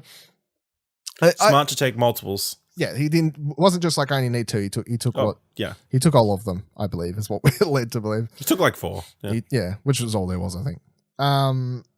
Then he's on his way out, and Yvette Nicole Brown's character, Nicole Brown, who they were on the elevator on the way up with, who was looking a bit dodgy. Fair enough, honestly. They do look a bit dodgy.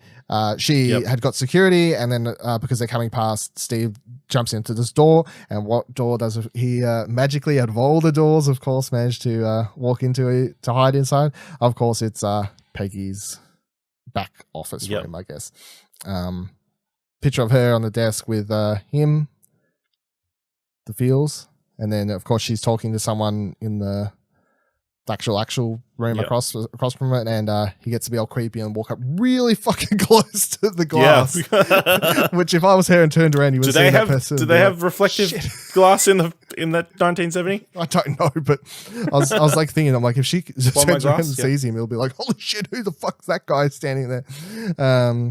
But yeah, that was a nice moment. Obviously, you don't know how the movie's going to end, so as it stands, watching it for the first time, you're like, oh, he gets to.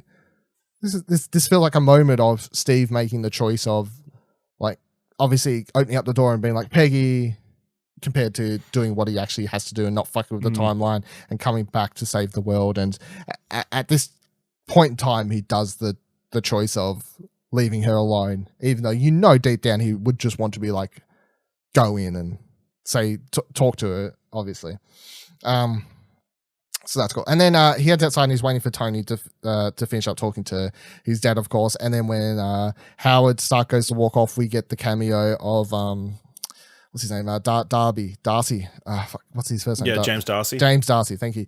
We get the cameo of James Darcy, who plays Jarvis in the Agent Carter TV series, which I believe, now correct me if I'm wrong, this is the first time that a Marvel TV series character has come over to the movies and been like tied in. I can't think of any other one. I can't think of any others either. So I'm glad it was from Agent Carter. Not one of the... Oh, that's the only one they care about. It should also be pointed out that the writers of this film are Christopher Marcus and Stephen McFeely, who wrote all the Captain America movies and created Agent Carter TV series. And it should also be pointed out that the Russo brothers directed episodes of Agent Carter. Yes. And also, I guess before we hit our next subject, they also wrote Thor: The Dark World. That explains more. I didn't know they did Thor: The Dark World as well, so that explains something else as well, doesn't it? Yeah. Okay. Well, nonetheless, I was quite happy to see Jarvis, James Darcy here. Yeah, it was a cool moment. Again, I was happy to see Peggy. I was happy to see in this time period. I was happy to see that outside shot. People in my audience popped when they saw him, so... You know. So there was people... Yeah, in my audience, no one did anything. So I... Like, the people the people who knew who it was were keeping silently nodding. Yes, because I wasn't, like, cheering. I was just like... I like that. I like that TV show. I like him as an actor. I don't like him as an actor in Broadchurch because he was playing a nasty man in that. But I was like, I like him in... how you going? He's good in he's also people may recognize him if you're like, who's this actor? I've never heard of him. I've never seen him. If you've watched Dunkirk, he's in that. He's behind Kenneth Branagh for half the movie, just being his second in command. There you go. There's your tie-in for you. So then we've got a couple of we're just going to kind of go over the other ones here because I don't think I honestly don't feel like these are as important or were as eventful. No, they're not as in depth. Yeah, they weren't as in depth storylines that were happening. So while all that was happening with Cap and all those people, you get Thor, who's on the hunt for his stone in Asgard, of course. And obviously, I've said my piece about my stuff about Thor, but I'll say because of how I feel about Thor, I'll just say that I feel like they fucked up what could have been a more emotional scene for him personally in Asgard, because of course while he's there, you've got. I think it made it more emotional.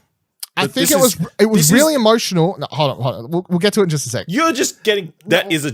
We'll get to it in just a sec. I want to set up because we're talking about obviously the mother scene, but before that, obviously he gets there. He's talking with Rocket. Rocket slaps him and all this sort of stuff and tells him to go talk to Jane, Natalie Portman, who I think actually came back and recorded like one scene, I guess. I assume she did because I don't remember that scene. Like her I can't imagine they would have shot that in a way that they could pull a shot off of Rocket poking out behind afterwards. Which means they paid. And she was at the Avengers premiere. At the premiere, yeah, exactly. So which means they paid her like fucking $10,000 to literally come film one shot of her getting out of bed. Yeah, girl, go get paid.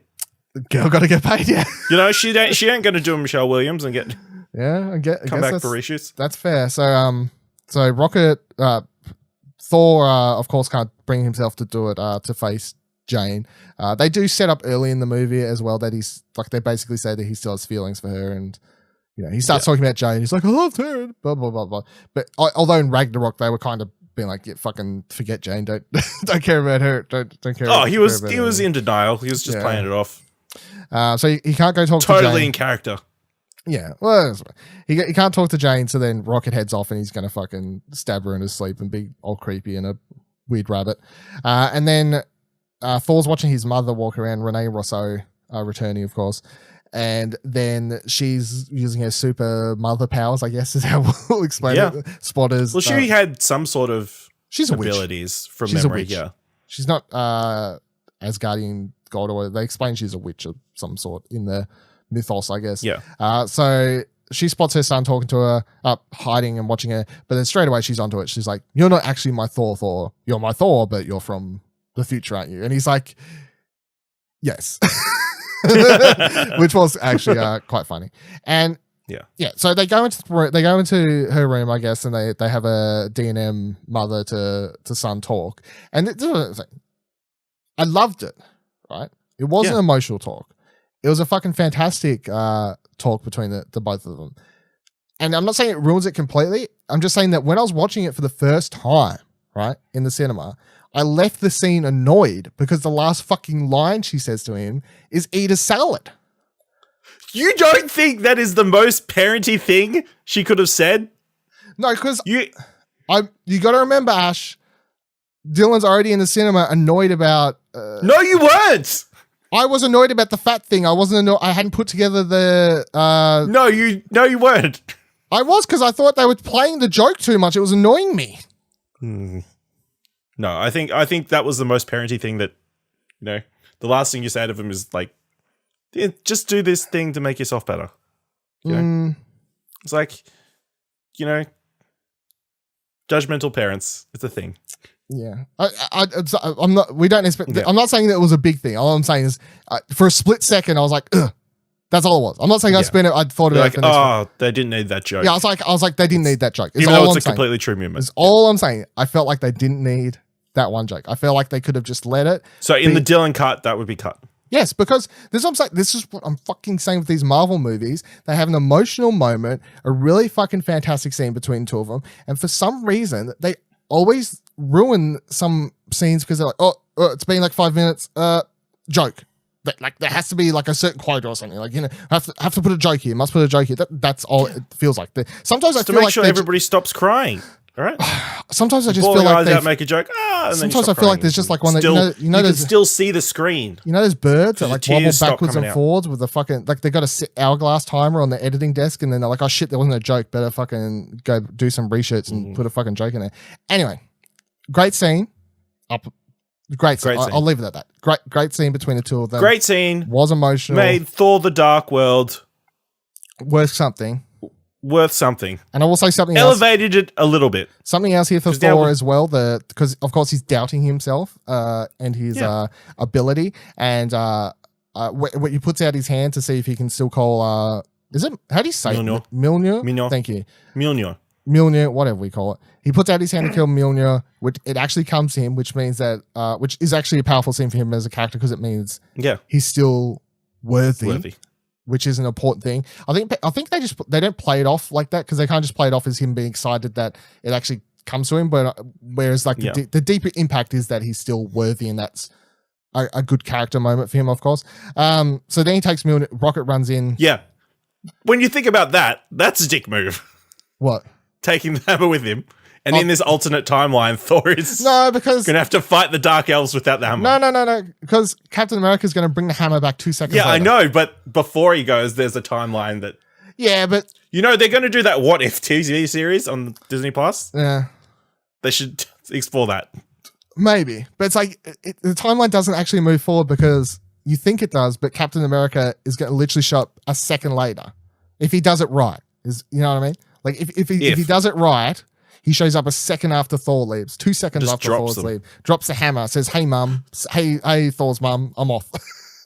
Yeah, so he comes back, he drops hammer, and then he stabs Natalie Portman's character with the ether. Yes. And injects it back into her body. Yeah. Yes. You ever wonder why they didn't show us this? It's because it's dark shit. It's some messed up shit. That's why they couldn't show it to us. Okay, so then they head off.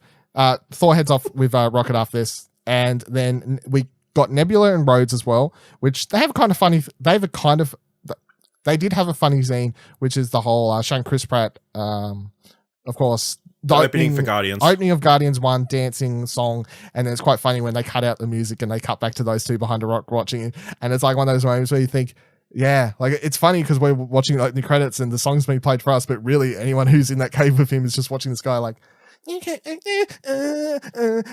yeah, that was funny. Yeah. I thought that was a good one.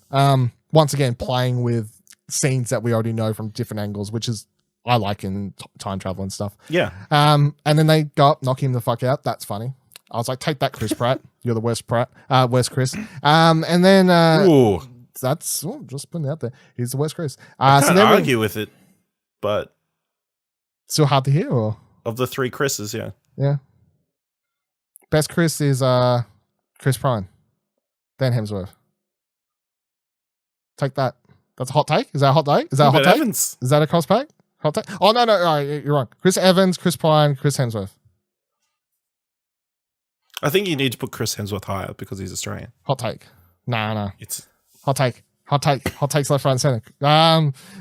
So they knock out him, and then they go into the secret room, which Rhodes has obviously watched too much Indiana Jones and is afraid to enter.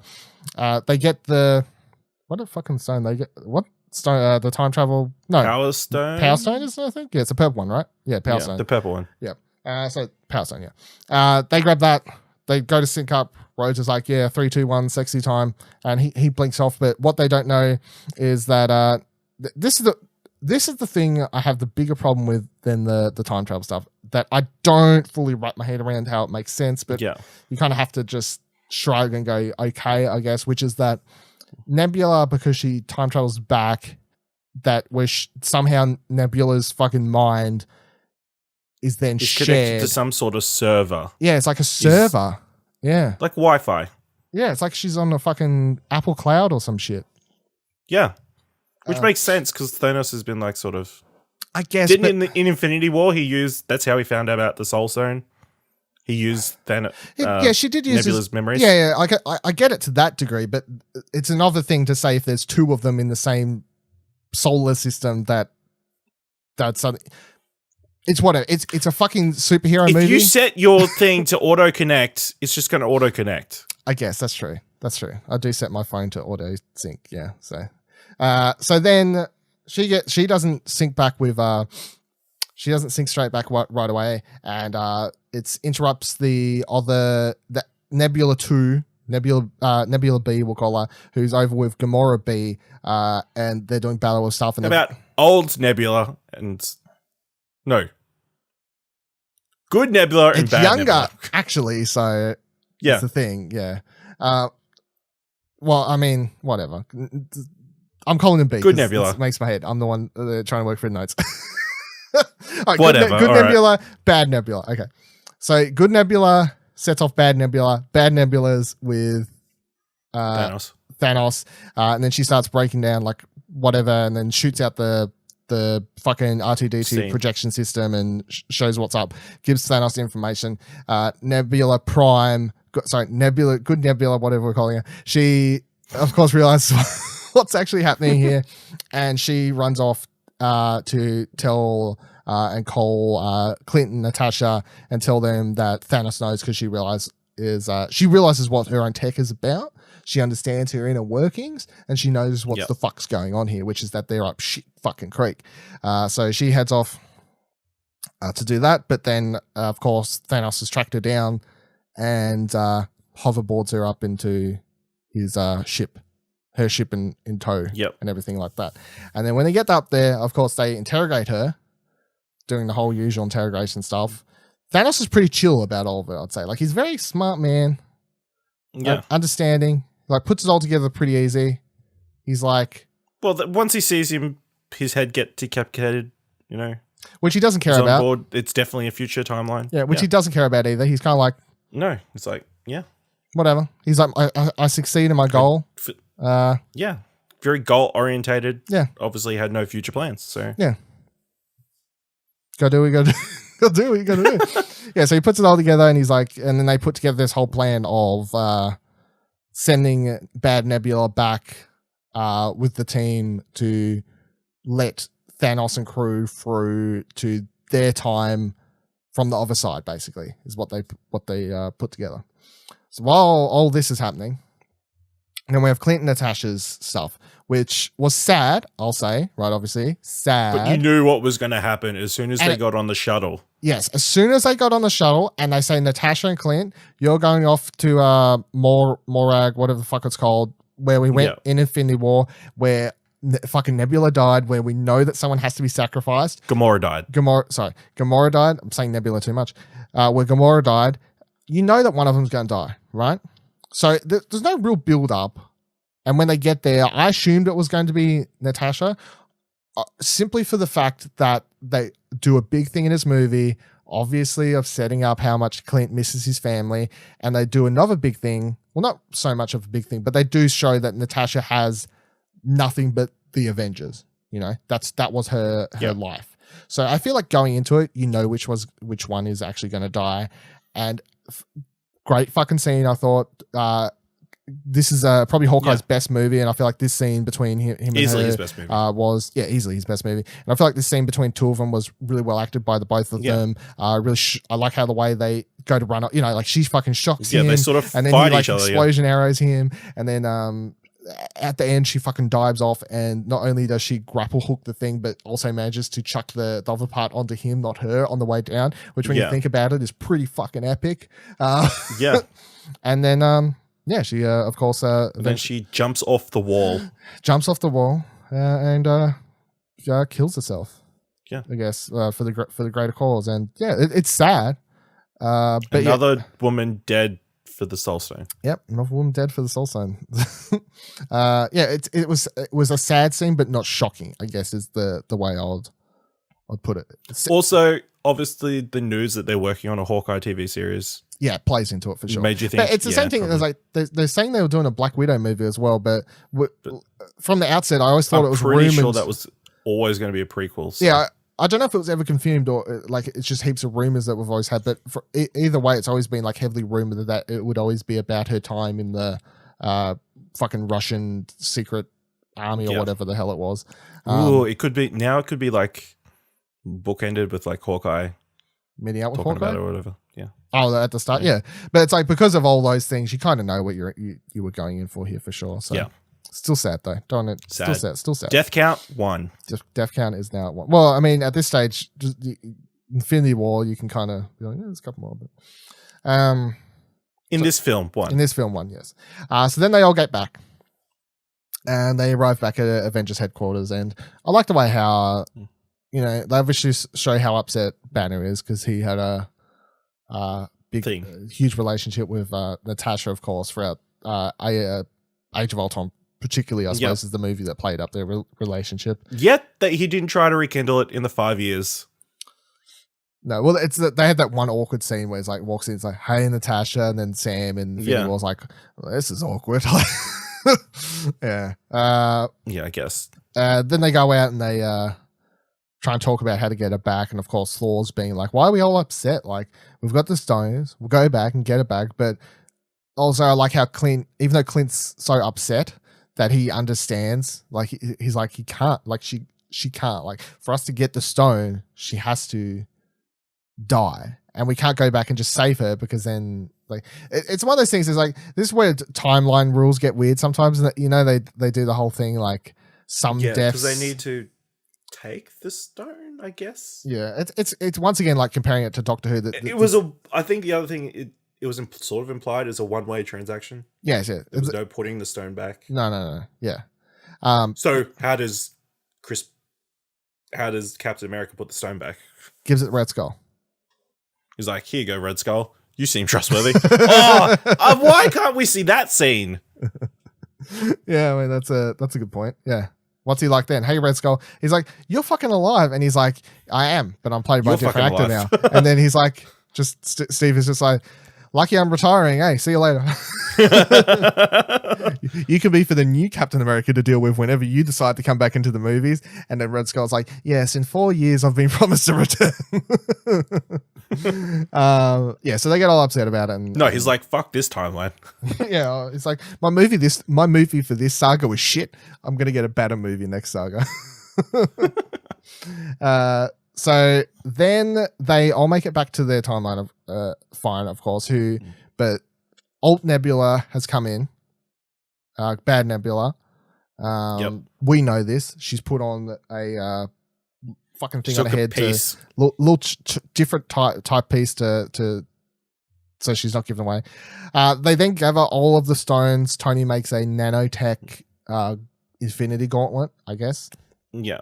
And then the Hulk is the one who performs the flick after they argue about it. There's one good out of all my things before, there was one good moment here with Tony and Thor that I actually liked, which is the one where like Thor's like, I'm strong, I'm so strong. Like I'll be the one to do it.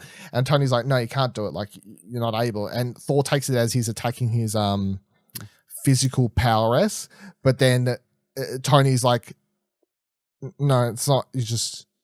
It's not to do with that. Like, you know, like he's basically, it's not to do with your physical power. It's because it's going to be a mental struggle. Like, and you're obviously not okay to it. But he doesn't slap him and say, sit the fuck back down. Because he's a decent person. At least in this movie, not in the first Iron Man. And then the Hulk is the one who says, I'll do it, which does make sense. Growth. Hulk doing it does make sense though, because he does point out, you know, it's radiation. I'm made of radiation. But if anyone's going to do it, why not be me? Let's have a go at it. So the Hulk does put on the thing. He struggles with it, of course, though. I'm not sure if he was just struggling with it because of the power or because we find out later about him saying that he was trying to bring Natasha back and like that was going through his mind at the time and that was like the struggle of the stones, but could be both. I think it was just difficult. Mix of it. I do. Could just be the stones, I guess, is the thing. Because of course, even when you know, it's all in one go as well. Whereas Thanos was slowly adding them. Time. Yeah. You're right. Although he was perfectly fine when he took him at the end of this movie, I guess. So yeah, it could just be a bloodline thing, you know. Yeah. Eventually, Hulk does do the snap, though, of course, and big power surge goes off. While this has all been happening, to worth point, the important thing to note is that Nebula Bad is over letting through Thanos and crew, which I do want to ask somehow. Yeah, I was like, I want to get your theories on that in just a second, but it's like, I like how the first thing they show, like the two confirmations that the flick has worked is Hawkeye's what's her name? Wife, Linda Cardellini. Yeah, Linda Cardellini. Sure, we'll go with that. Linda Cardellini ringing on the phone, which makes sense because it's course if you just like flicked out of the way they explain the dusting is basically they flick out and then they, in their mind, they've like gone to sleep and then they wake up kind of back in the same place. Yeah. But like that's them, how Peter explains it. Yeah, for them, time hasn't really moved. They're just obviously time's moved around them, but they're like kind of fall asleep and then wake back up. So she's woke back up and gone like, "What the fuck just happened?" Looked around, and then what would you do straight away? Call Hawkeye, obviously. So that makes sense. But like how the other thing they used to explain that everything's come back to life is they're like, the birds are back. Like, look, there's more birds on the tree now. Yeah, half the birds came back. Half the birds came back. Like Ant-Man's been out there counting them. He's like, there's only 4 around here. Now there's 8 guys. Like, man, that's weird. How? Imagine like all the like food places, the fish or, like, just double suddenly. Suddenly, half a bunch of cattle like suddenly appear. Farmers like, fuck, it was easier before. Or like they're in a chicken place and then all the cages are full because half the chickens come. Maybe that's a TV series, Disney Plus. Yeah. So what are your theories on the Thanos thing? Because this is one of my other major problems. I couldn't figure out how to.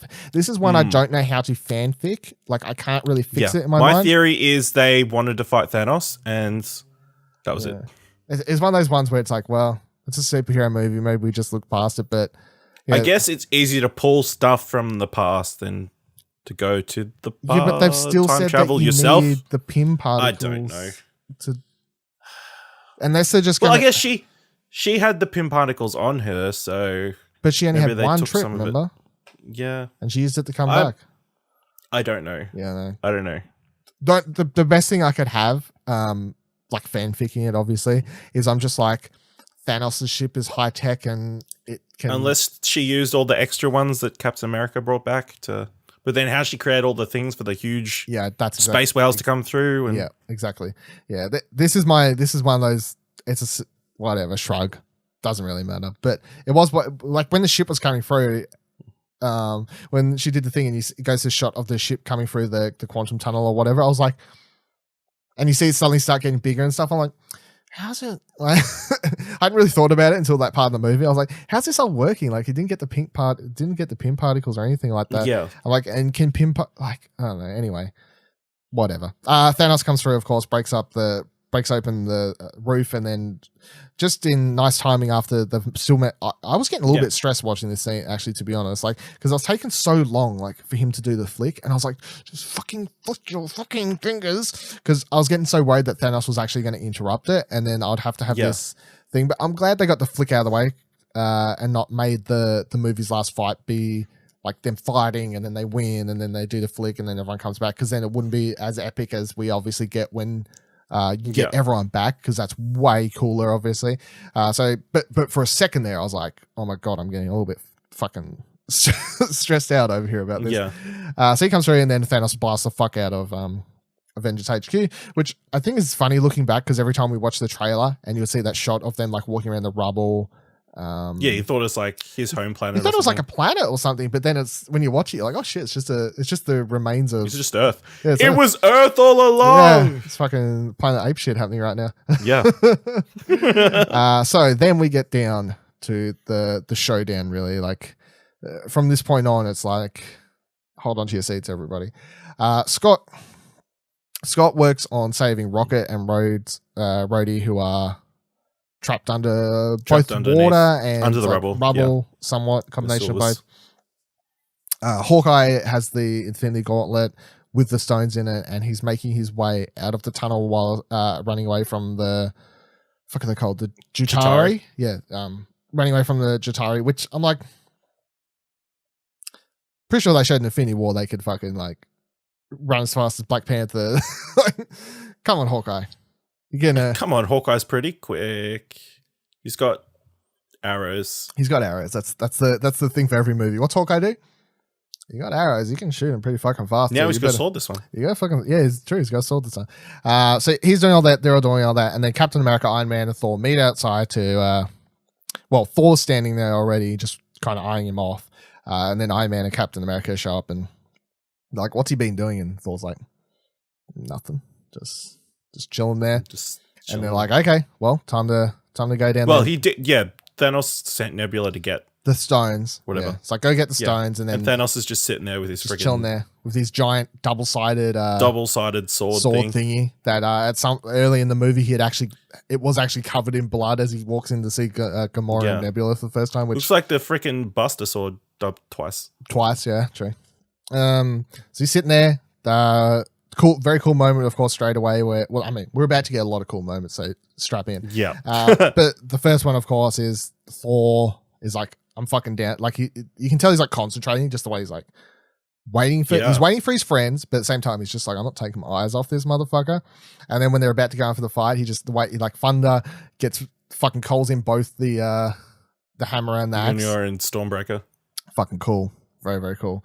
Freaking cool. Gets both. Gets a cool suit. Yeah, he looks braided. Can't tell. He looks way more Viking like with the full on beard and the braided and the everything like that. The full lightning, it's magic. It is magic. So then they all head in and they get into battle. I like how it's the three of them, because obviously they're the like, the OG. It's reminiscent of the forest. Yeah, I was about to say it is where they fought each other. Yeah, but now they're fighting as a team against a common enemy. Yeah. So then, they all go in and cool. They're jumping on lightning strikes, punching, those other things. It's cool to watch. Obviously, Thanos is pretty handily holding his own pretty easy. To be honest, he knocks Iron Man away pretty quickly. Knocks Thor away a bit for a second, and Thor goes back in and he's up real close in person with him. And next second, you see Hammer come fight. He's almost stabbing him with the. Almost about to stab him with his own axe, and then you see a hammer come flying. This is the loudest my cinema got in the whole fucking movie. This is the moment. Yeah, this is the moment. So when the fucking hammer comes flying in out of nowhere, and then it's revealed that it was Captain America who fucking hit it through it, I hear like nearly half the cinema behind me when it cut to that shot of Cap just picking up and calling the hammer back. Half my cinema just that was the moment out of all of like there was a few like claps and cheers and stuff, but that was I think the loudest and pretty fucking sick moment, to be honest. And then just having Thor turn around and be like, I knew it, as a callback to Age of Ultron, of course, when they were all sitting around having their. He was just pretending their quiet moment. Well, I like to. It's like either he was pretending and he purposely didn't pick it all the way up because he didn't want to like annoy Thor. Or the alternative is that he was close to being worthy then, but he's more worthy now, which I'm like, come on, he was worthy then. If he's worthy now, he's fucking was worthy at the age of time of Age of Ultron. I'm trying to think what happened in between. a lot. Yeah. Bucky, Civil War, several years of stuff we don't actually get to see of helping people. Infinity So maybe War. he is more worthy now. Maybe he is more worthy. It's like either way, it's fucking cool when he picks it up and goes for it, of course.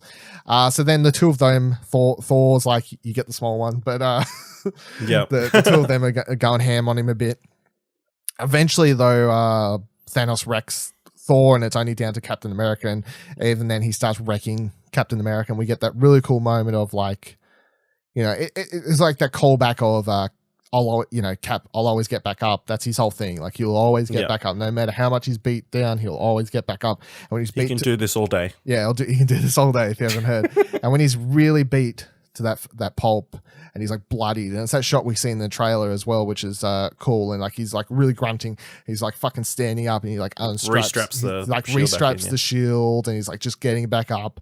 And then this is probably one of the all-time coolest moments of MCU entirely. I feel just like this whole next fucking 5 minutes. This whole next 5 minutes is worth going back to the cinema to see alone. I feel like also Thanos gives a pretty cool speech here, like something along the lines. Before this was impersonal, but now I'm really going to enjoy this. Yeah, he really like and digs the whole into Chitauri his, army comes down. Yeah. So Cap's on the ground, and then at first I didn't realize there was more ships because I thought it was only the one ship that Thanos arrived in. But then they start showing all the these other ships come from somewhere. The Black Order, is that what they're called, right? Fuck, I can't remember. Like I think in the comics they're called the Black Order or something like that. His henchmen that were killed. Yeah, Ebby Mimas. All them. His sidekicks. His sidekicks. They start coming down, and then the whale things was which talking is about weird before, because they're from you. You never see them in the Guardians or anything before, so no. But whatever, it doesn't fucking matter. Whatever. They are so his whole armies are start coming down. At first, I thought they were being like dropped off around Earth or something, but like that. But then they cut to that shot, and they realize you see him walking up behind Thanos, like on the side of the cliff. I was like, okay, so they're there, and then Cap's like still getting back up, and he's ready. He would have like in my mind, he would have taken them all on. He would have fucking gone for it until he died. So then we get the moment, but probably I was going to ask at the end like what your favorite moments are, but I'll say this is obviously going to be in a lot of people's favorite moments. I feel you hear this kind of crackling. It's like a voice. You're like, you can't really tell who it is, of course, but it comes in clearer and clearer and clearer as like Cap's like standing up and ready to face off. And then you hear, "Are you there? Are you there?" And if you recognize the voice, you can tell it's Sam the Falcon, of course. So yeah. And at first I was like, oh yeah, like what? You're like, yeah, he would be alive. We do know. You kind of forgot because those radios have range. you kind of forgot. I guess because the fight like gets straight into it. You like your mind's kind of off the idea that all of them are back now somewhere. Like even though we already have that information, I feel like as a viewer, because it's moving so fast and like so much is happening, you don't have a moment to go, where's everyone else now that they're back? Because we know everyone's got undusted. So then you hear it, and there's like the voice. Captain, are you there, Steve, or whatever he's saying? And then you hear on your left. And I was like, oh, so good. And then in the background, just like the Doctor Who, the fucking Doctor Who, Jesus Christ. The Doctor Strange, thank you. The Doctor Strange portal starts appearing. Magic circles start appearing. And then one by one, a whole heap of people just start popping out. Who comes first? Black Panther and Danny and Shuri, I think. Yeah, those people. And then like the next one is like Spider-Man swings in, right? Or pretty close next. I can't remember the full order, but either way, like Guardians, but yeah, a bunch of people start swinging, walking in, and of course, and then they're all revealed, and you get this really cool shot, obviously, of the two sides like across the battlefield. You know, it's like here's Captain America, here's Thanos, and then behind them are the good versus evil sides, and pretty fucking cool. Very CGI looking. My only problem with this whole fight, and look, I'm saying my only problem, and I'm saying this, I just want everyone to know I'm saying it's a problem, and by problem I mean teeny tiny, to make this thing perfect, as in I would still want to watch this because it's fucking amazing and I love everything about it, but still, it just too CGI looking. You know what I mean? Like I would have liked a bit more something to bring it alive. You can definitely tell it's just like a bunch of green screens and stuff. Something just, and it's all very orange and brown and like destroyed. And I understand because he just blew everything to smithereens, but it's just like it's not the type of terrain that doesn't not look CGI when you're recording a huge fucking not like in Infinity War where there's a bit more green. That last fight, green and stuff. Get away a happening. little bit. Just this reminds me a lot of like DC Justice League type, fucking CGI stuff that we're kind of used to a bit. With that said, there's so much cool stuff happening. There's not really that big of a you problem. don't really care. You don't really care, yeah, for sure.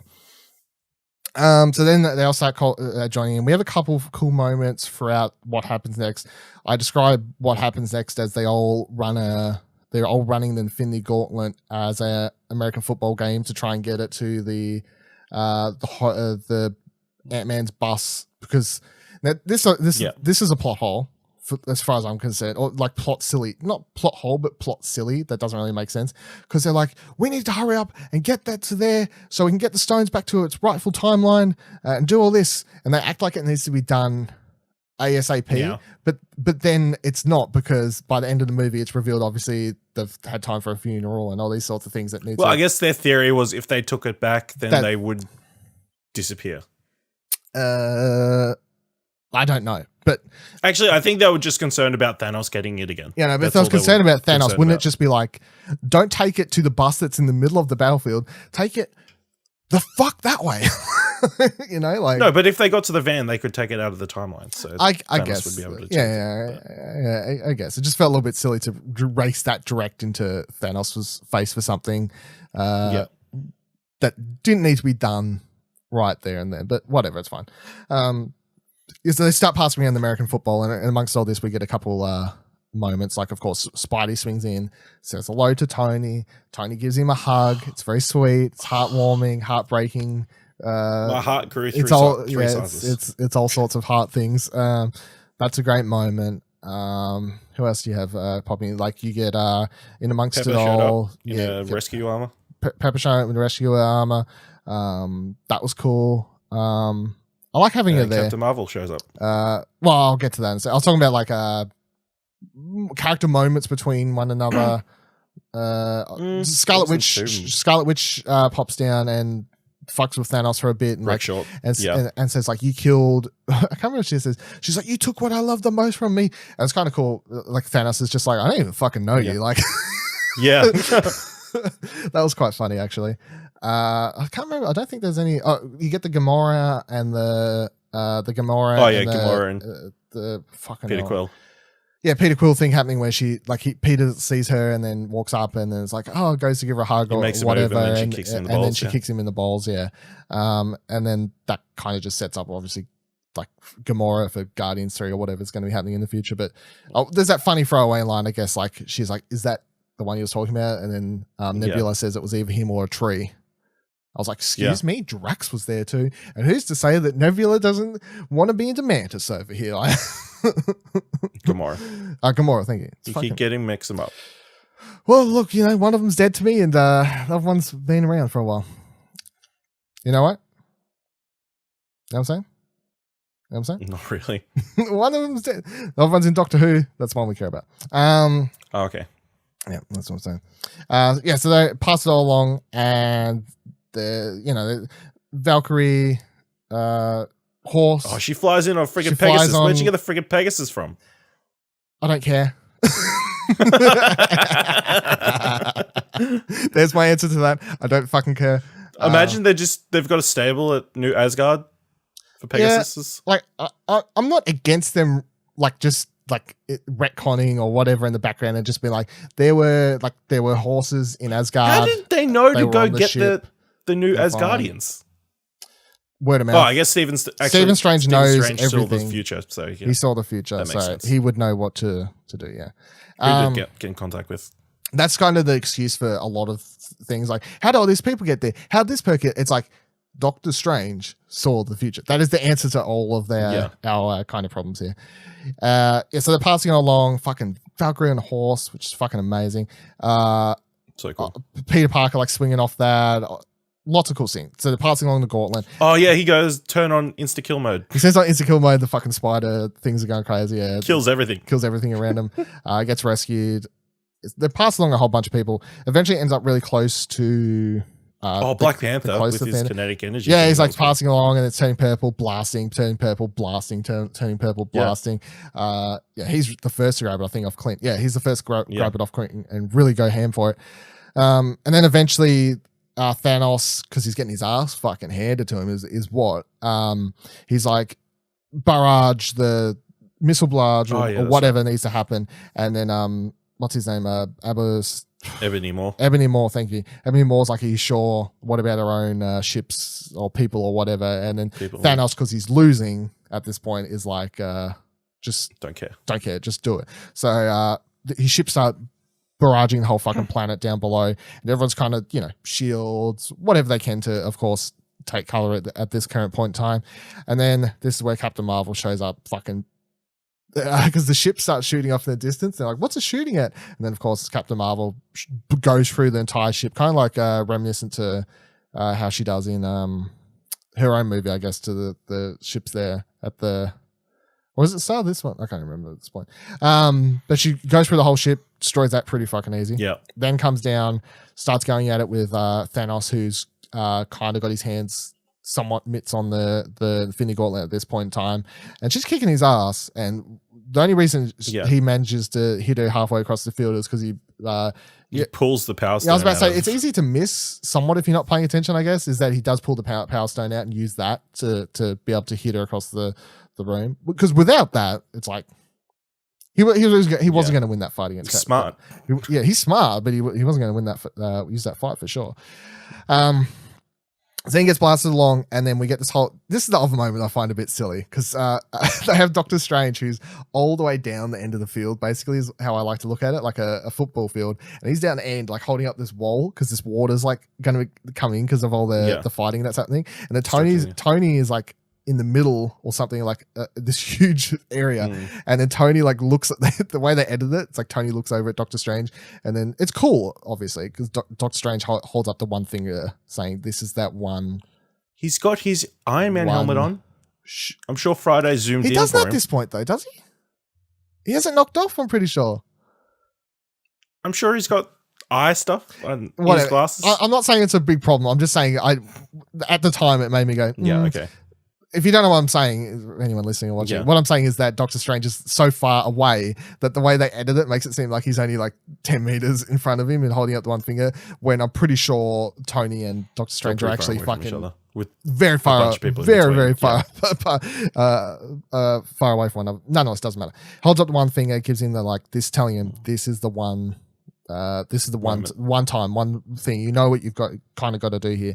And then Tony goes in, stands up. I mean, it's pretty fucking brave, like, and he does have his helmet off. I'm picturing it in my head now. He does have his helmet off at this point. Goes in to fight Thanos, pulls in a few punches here and there, and he manages to get the gauntlet. Now, this is how did you take this? Because I took it as, because it's a nanotech gauntlet, he kind of just absorbs it into his Iron Man-ish gauntlet. Yeah, so they connected, yeah. Stole them. Yes, so I took it as he didn't put the gauntlet on. It just, he nanotech. It just melded into him. Yeah. I saw people online but questioning it. I'm like, it's nanotech. Like, surely it just melded into him. You saw his suit come out of nowhere. You think exactly. You can't make a couple of stones go? Yeah, exactly, for sure. So he puts all that on, and then of course Thanos turns around and what's that? He's like, Thanos says something like, I don't know. I'm inevitable or whatever. And then I love how they have him say, it's fucking so cool how Tony's last words, people argue because he has the hologram after this, but I'm like, his last words alive are, I am... Before Snap, yeah. Like his big fucking final last words to, like, fuck you to Thanos is, who's been his arch nemesis for all these movies, even though if he didn't know it at the certain points in time. Like, Thanos has always been this big thing that he's been afraid of course. He's like, I am Iron Man, snap. And then I assume in his mind, his snap was Thanos and his minions, I guess. It's like how he was. I thought when I first saw it, I'm like, oh, he's sending them all back in time. But no, he's just killing all of them. He's killing all of them, yeah. First time Tony's killed? I guess. Yeah? No? I don't remember. I know what happened to Jeff Bridges. I can't remember. It's been a while, to be honest. What happened to all the terrorists? Yeah, no, I think he killed some of them, to be honest. Yeah, that's right. Yeah.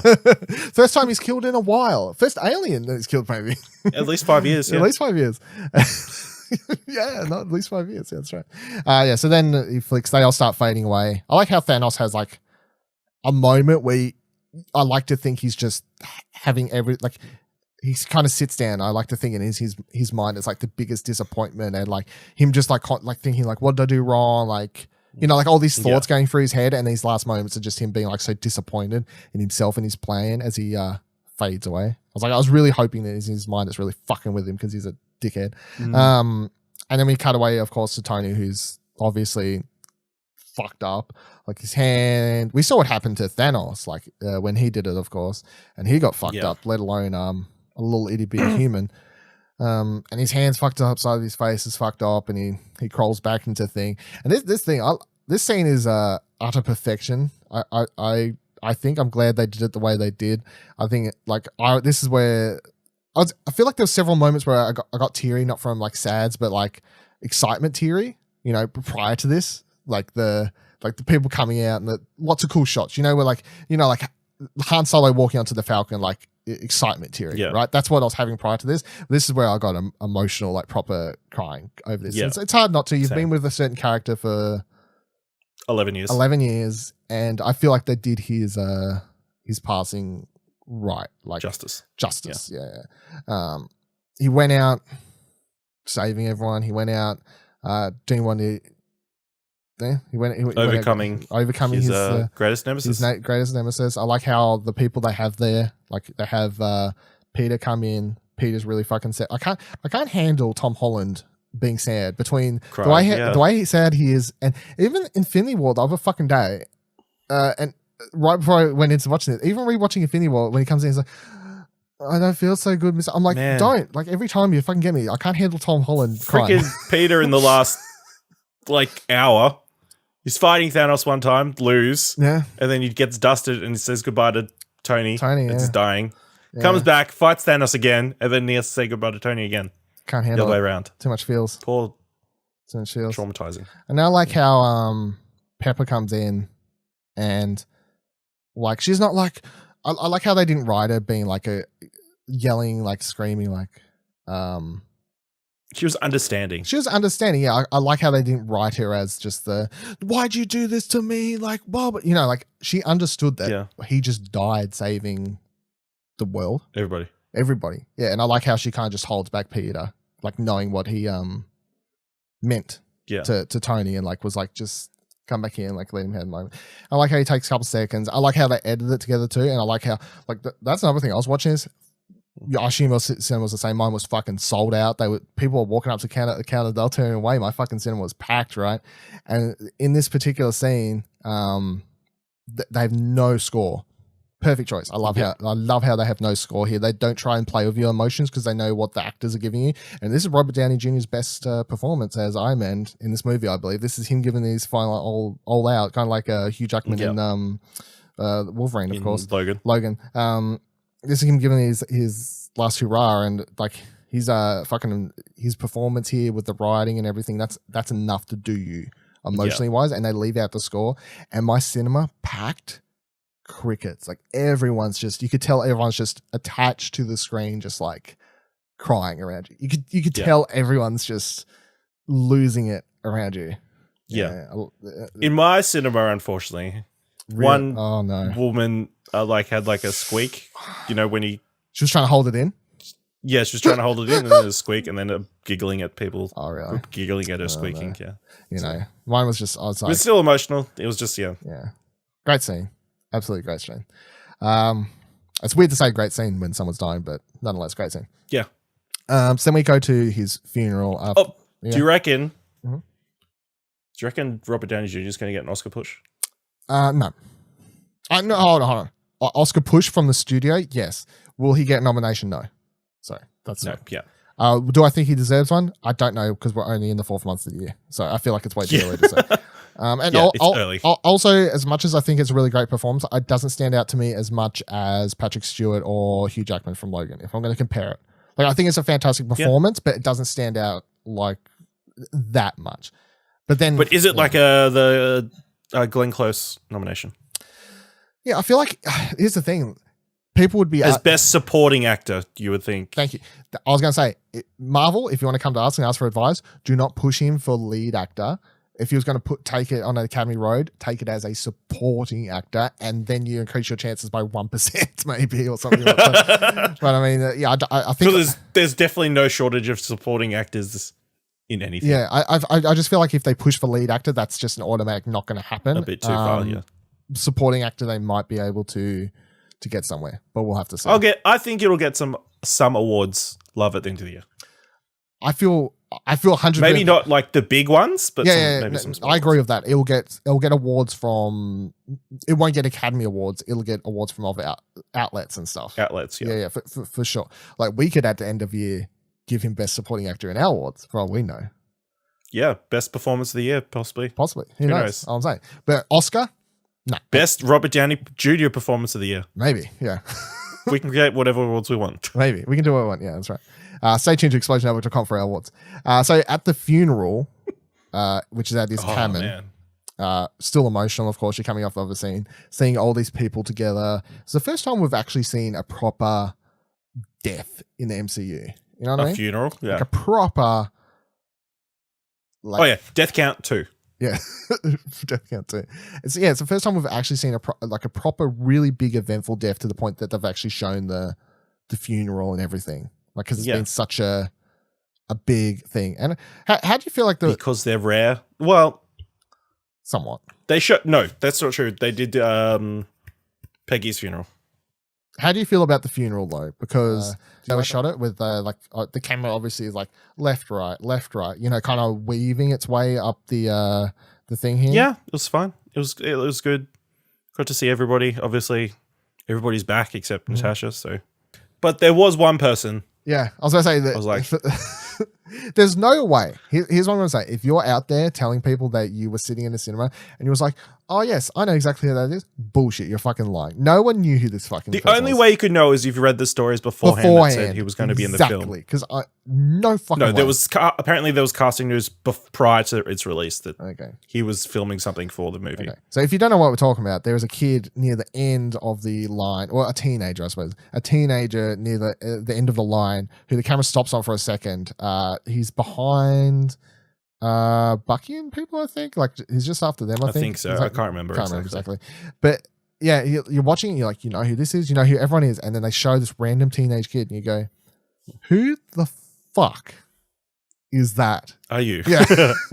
And literally the first thing I Googled once I left the theater, I messaged you to see who could reply first, you or Google, and you both kind of replied at the same time. Because I was worried Google, because it wasn't out in America yet, would actually have the answer. So I was like, maybe you'd know, but I found it either IMDb, way. man. IMDb, man, actually had the answer. It is the kid from Iron Man 3, which when I found out, I was like, yeah, I like it.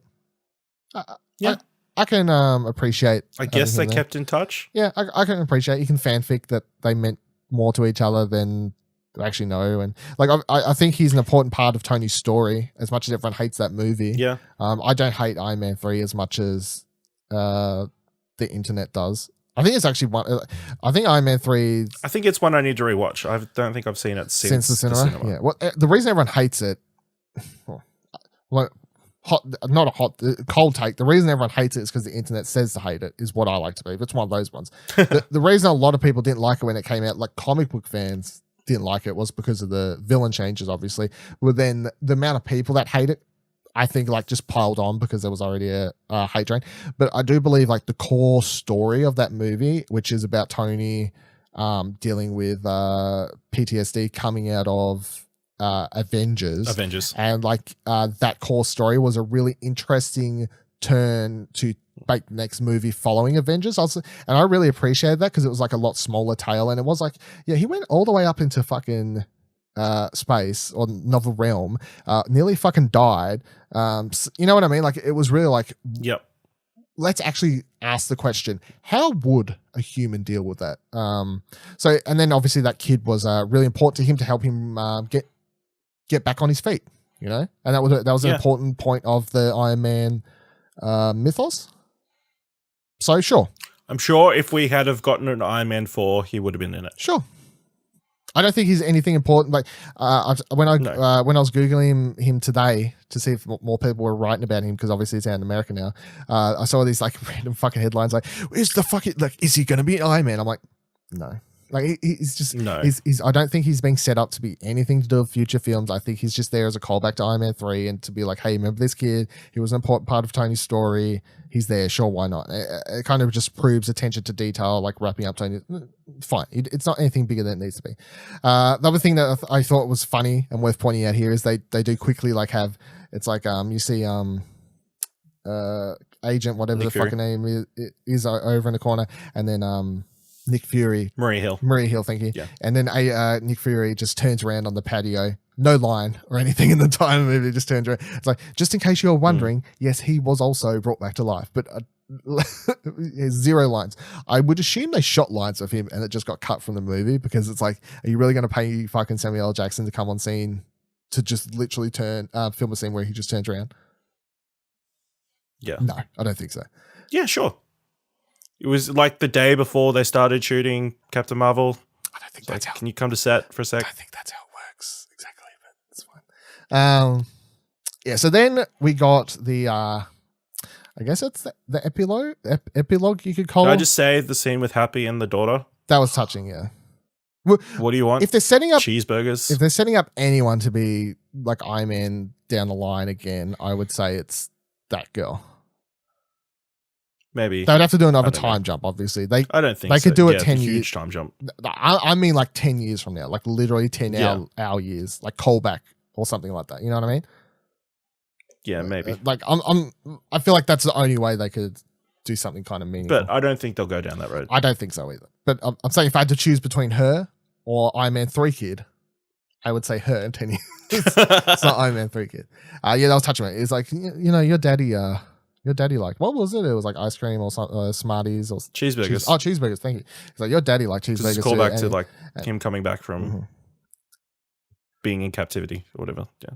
And then he's like, I'll get you all the cheeseburgers. You're like, yeah, it was good. So then we get the epilogue stuff. A whole bunch of scenes of kind of wrapping up. I feel like I'll say for a couple of these things, I feel like they definitely would have normally been after credits scenes.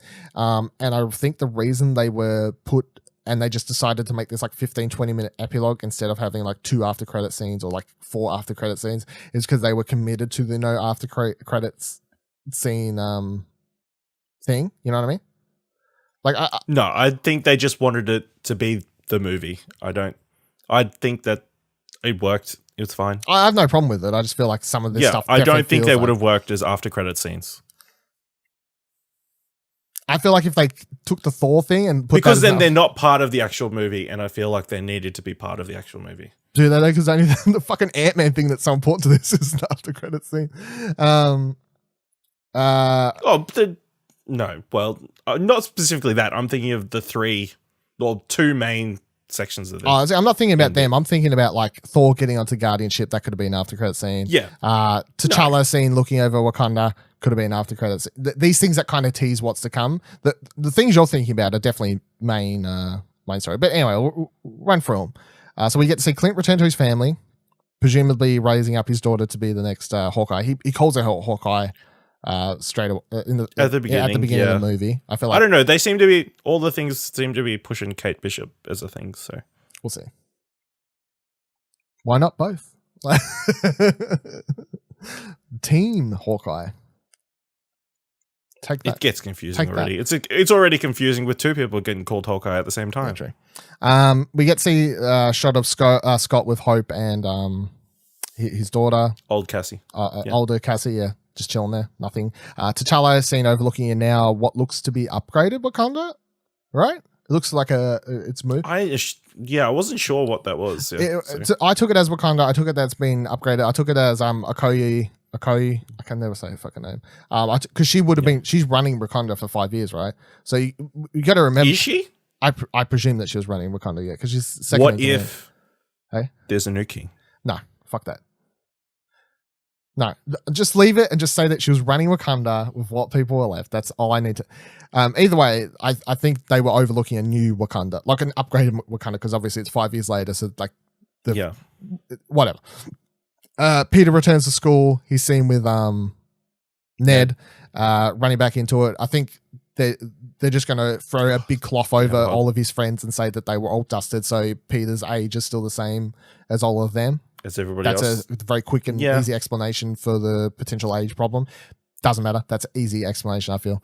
Then you got Thor leaving Valkyrie in charge of New Asgard, saying that she's now going to be the queen. Hashtag Slay Queen. And then he gets on the ship with the Guardians, and we see a quick shot of Peter Quill looking over a computer screen, which if you read backwards says searching, and it's got a picture of Gamora, so pretty much sets up Guardians, so he's going to be about them searching for Gamora. No? I think he's just in hope. I don't think Gamora's showing up in the next Guardians. You don't reckon? Full stop? No. Yeah, full stop. After credits? How? What do you mean how? She's out there somewhere. No, she's not. Yes. She died with the Soul Stone. No, the new Gamora. No, I assume she got clicked out of existence. The last time we saw her, she was kneeing him in the nuts, and then that was the only time we saw her. I know. Then why wouldn't Nebula just say where she was? Maybe Nebula, I don't, because we have a very quick scene and Nebula doesn't really have time. I don't know. I presume that she ran off somewhere because she doesn't. Okay, and that maybe that. I mean, Tony was just sort of it wasn't explained exactly what Tony did. Yeah, we don't know. It is possible. I'm saying that's how I took it. Right, that's how I'm taking it. And you know how much she jumped on one of those other ships that came out of nowhere. Maybe. And you know how much there was a bunch of spaceships that came in as well. Yes. So. You know how much I with Infinity War was like, they can't bring Gamora back to life because it kind of ruins the emotional impact it has between sacrifice that our bad guy actually had to make. And them having an alternate version running around, I'm not sold on, but I'm definitely more okay with that than, say, actually bringing her back to life from the Soul Stone sacrifice, because I think that kind of defeats that thing. But I feel like having an alternative timeline one running around, I'm like, I guess. You know what I mean? Like, I guess. Isn't that kind of cliche? It is a bit cliche. You fall for the exact same person, except it's not. Yeah, I don't like the idea of Quill just running around and being like, you're the same exact person. You should fall back in love with me. I'm like, that's not really how it works. Anyway, we'll see. They have a whole bit of a funny banner, of course, back and forth about who's in charge of the ship. And all of these, that's the one that I felt was most setting up future time. Movie. Future, yes. That's why I was saying this one felt the most. If Disney hadn't fucked things up, Guardians would be next year, probably. Maybe. This is what I was saying before about this felt like after credits. So I break it. The part with him talking to Valkyrie feels like epilogue.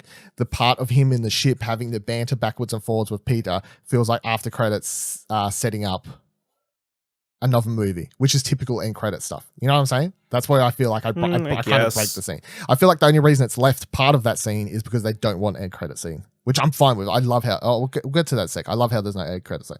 Of course, the biggest thing of all the epilogue wrapping up is Captain America, the Hulk, and Falcon and Winter Soldier, Bucky all sitting around, and they send Captain America on his trip to return all the stones to their rightful place. Plus, he takes Mjolnir as well along the trip. He says goodbye to everyone, gives them a hug. At the time, I remember thinking, this is a bit weird. Like, he's giving everyone a bit too big of a goodbye, considering he'll be back in 5 fucking seconds. Like, calm the hell down. Well, you never. Well, for him, it's going to be a long time. Oh yeah, true. I guess you're right. You would assume. Yeah, you're right. I guess. Yeah. So then he goes through the portal, and he disappears, and then Hulk's like 5, 4, 3. I think it's like a ping system or something like. I don't really understand it. Anyway, when Hulk presses the button to have Captain America come back through, he doesn't actually appear back through. Hulk thinks he's obviously broke something and starts like pressing around on buttons and things. Yeah. And then Bucky's like spots someone sitting on a bench behind them. And then he sends Falcon over to look at who's on the bench, and it's revealed to be old man Steve Rogers just chilling out on the bench. He then talks to Sam, explains, he's like, oh, I had a good time. He asks about the wedding ring on Steve's hand. He's like, you gonna tell me about that? And I like how he's just like, no, don't think I will. Like keeping a bit to himself. He unwraps the package, hands Sam the shield, of course, passing over the torch of the Captain America mantle some form of. I don't know if he'll actually take the name, but nonetheless, he gives him the shield, kind of like Sam does take over as Captain America in the comics at some stages, as did Bucky. So people we weren't sure which one would actually end up being the one that took over when Steve eventually left. Yeah. But it does turn out to be Sam. And then the film, of course, then fades to a scene of 1970s looks by the car that goes past. I guess was kind of like what I was judging off. Or it could be 50s or 40s, actually, the car that goes past. Nonetheless, whatever. Alternate timeline. He's with Peggy. He's getting that last dance that he always talked about, which I thought was a bittersweet, sad, happy ending. Yeah, I took it. That's the thing. Is like, it's sad because it's happy sad is what I mean. I'm not saying like sad. I'm saying like it's happy sad, obviously. And it's such a good wrap up to his story. I thought for him to get finally, after everything he's fucking been through, to finally get to live out a life that he always wanted with the girl that he always loved. I think it's happy. I think it's a happy ending. Wouldn't technically him going back in time to then set off an alternate timeline? Yeah, okay. Let's just pause before we get into that quickly. The ending as it stands. As it stands, I love it. I don't care that it doesn't work within the rules. Yes, I love it. It makes me happy. I feel like it's a perfect ending to Cap's character as well. I'm glad they didn't kill him as well as just for the sake of like killing him. They give him a happy ending. I feel like he deserved it. I wasn't sure if Bucky or Sam would get it with the mantle passing. I wanted Bucky to get it just because I like him more. I find him as a more interesting character. I'm okay with Sam getting it. I don't really care either way too much. I feel like the reason he wouldn't give it to Bucky, like I started fanficking in my mind, is because he's just I think it's just whoever came up first. I think he was just like, he's been through enough fucking shit. Like, I just feel like he'd be like, not forcing. You don't need this burden. You don't need this burden. It's like he knows this younger guy's got it in him to do it. Yeah. Either way, I don't really fucking care who got the mantle, to be honest, too much. Yes, it's all happy. It's all sad. All right, so getting into the timeline thing, this is a fanfic fix for me, and I don't have every answer. But the only way it makes sense within the rules that they set for him to be back on that bench is if he time travels back still after living out full age. Now, the question that then comes up after that is, well, if he time travels back, why doesn't he appear back at the portal? And then in my mind, the fanfic is maybe he traveled back and appeared at one of the older portals. Maybe he appeared in the van. Maybe he anything, insert answer here. But the only way, there's like fan. So he did time travel back, just not at the time. Yes. So what I'm saying, you think he would have. What I'm saying is he time traveled back. He dropped off all the stones. He dropped off Mjolnir, and then when this entire time he's been living in an alternate timeline. Yeah, and then when he got back to that last alternate timeline, he dropped off the last stone. He went and met up with Peggy, and he lived out the remainder of his life until 2011. Fuck, I don't even know. Whatever year that we know that Peggy passes away in that we know. He lives like recently. Yeah, like it's only a few years ago. A couple of years before the time they're in now. Well, they're in 2023 or 4 now, which is weird to think about because usually the Marvel timeline's always been the current year that we're actually in, but now they're actually ahead of us in their current timeline. So yeah, they're in the future from now. They're in the future from now, yeah. So he lived out the remainder of his life in an alternate timeline with Peggy. Now, the thing that people the thing that people bring up with this is, well, if he's living out alternate timeline, why would it's against Captain America's character to sit back and not help out with the world's problems? To which I say, no, it's not, because he knows everything that's happening. He knows the things that happen have to happen for other things to happen. You know what I mean? Like it's time. You can't fuck with it. And he's willing to fuck with it with the Peggy thing. But in my mind, I'm just fanficking it as he explains to Peggy, he lives his life out in secret with her. He doesn't care that it's in secret because he's got his life with Peggy.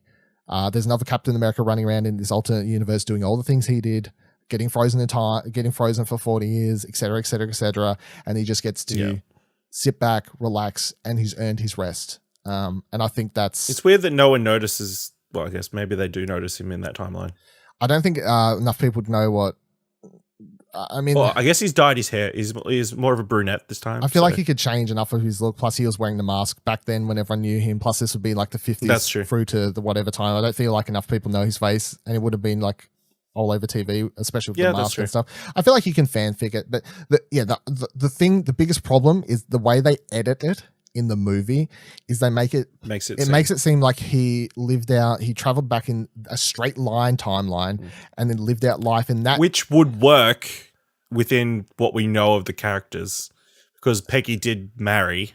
It would work, but it doesn't work in the timeline. In the time, it wouldn't work within the time travel dynamics they've set up in the film. Exactly. So I'm fanficking it and saying that he lived out his life in the parallel universe, and then when Peggy eventually passed away, he came back. He came back, and then was on that bench.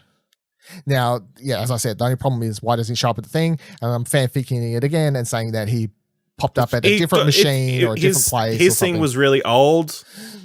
So, buggy, it wasn't, it didn't work as well. Whatever. You know what I mean? Like that's my fanfic action. For dramatic effect, that's what it was. Yeah, that's how I'm... Dramatic effect. That's how I'm choosing to fix that one all up. All right. That is the end of Captain America. Avengers Endgame. A couple last things to go over before we... I really like the credits. Did you sit through the... I sat through to the normal rolling credits. I thought it was a really nice touch to have everyone's signature appear on screen for the main six. For the main six, I thought that was a very nice touch for sure. Yeah, I appreciated that. Any other random tidbits that you can think of? And then, if you can't think of any random tidbits off the top of your head, what would you say your favorite moments of the film? Like, go for 5 or 3 or whatever. Like moments, shots, lines, however you want to define it. You know what I mean? Whatever. Yeah, obviously, Captain America holding the hammer. Them killing Thanos right at the beginning, because that was so shocking. All the women coming together at that one shot. That was pretty cool. I can't think of too much else. Hail Hydra, obviously. That was awesome. And I guess the Tony dying, is an iconic moment. Yeah. I was about to say, so mine... And Peter hugging him. Yeah. Mine would be the Hail Hydra, because it's just like, holy, that's fucking hilarious. Genius. My favorite shot is the one you was just talking about, like single frame that I'd love as a wallpaper when it's released, is the old girl A-Team... A-Force, A-Force, like old girl shot, because it's fucking badass as all fuck. Plus my girl Hope's there, and my girl Valkyrie, and badass. A lot of girls there. So come on, we all know Hope's the best character in the MCU. Kick all their asses. No, that's probably my favorite frame. Like, you know what I mean? Like, not like a shocking moment, but like if I could just freeze frame that shot of them just all walking like badass motherfuckers, and I'll just have that as my wallpaper, because it's a fantastic shot. Great, powerful moment. Moment that, fuck yeah, girl power. It's fan servicey, but that's fine. It's fan servicey, but at the same time, it's literally a second that's going to make a bunch of young girls like sitting there in the cinema going, fuck yeah. And we're still not at a point where we have a heap of solo female superhero movies. So I feel like a fan servicey moment that's like empowering for young girls is great. And then for people like me who on board with that, on board and love some of those characters, it's like a great moment, especially because we've had our great shots of all the male heroes where you're like, fuck yeah, that's a wallpaper. That looks fucking epic as fuck. Like all the way back into the first Avengers, and like even shots of the 3 of them fighting in the forest and stuff. Like some of those really epic shots, like you could freeze and stuff. I'm like, that's probably my favorite single frame of the movie. Tony dying, of course.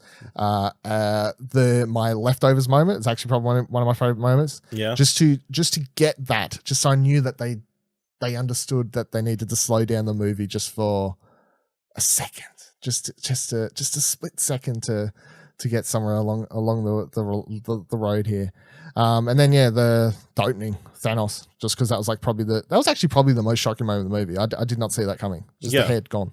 Didn't see it coming at all. So head gone. Head yeah, gone. that was. Didn't see it coming at all. And then where does this? If you don't have an exact spot yet, because obviously we're only 4 or 5 days, whatever when we watch it, we're only a few days out from watching it. Where would you rank it roughly? Do you reckon in your MCU ranking? Top 3 at least. Mm-hmm. Maybe even 1, but yeah, it's pretty high. Yeah. But it's hard because it relies so much on Infinity War and every movie that came before. I don't think that matters because you're comparing it to. It feels a bit cheating. Yeah, you're comparing it to its other movies, and that's like saying that like Civil War doesn't work without all the other movies. Winter Soldier doesn't work without Captain America, Guardians. You know, like all the sequels and stuff. That was the other thing that I wanted to ask. Do you think this justifies the ending of Infinity War? Because obviously, when you came out in Infinity War, you're like, oh, they're going to rectify it. They're just going to change it as like everybody's going to come back. It's going to be fine. Do you feel like this makes up for that? Yes and no. Only because have you read the thing where they said that originally that was going to make the opening of this movie and I was just going to end Infinity War. That was originally going to end Infinity War with Snap, right? And that was never going to have the aftermath.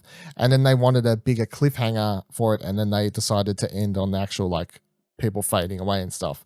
Okay. I feel like looking at the movies now and kind of if I could edit them into my own 2-part watching thing, I would much rather end the first one on the snap because I still feel like that's obviously a huge cliffhanger.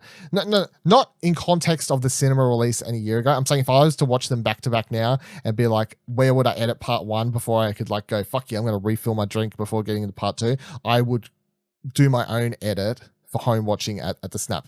Right? Okay. Now, looking at them in the context of the cinema releases, yes, I understand why they... Because if that I will say if that happened, people would freaking riot in the cinema. Yeah, I understand. I'm not arguing why they changed it. I just mean, with having both movies in front of me, if I could edit it there, I would... If for no reason, obviously, then I just feel like once you have the whole context, that you don't care so much about the cliffhanger. It's just like, oh, that's a cool ending, I feel. Yeah, I get the context. I feel like it's just double-edged sword, right?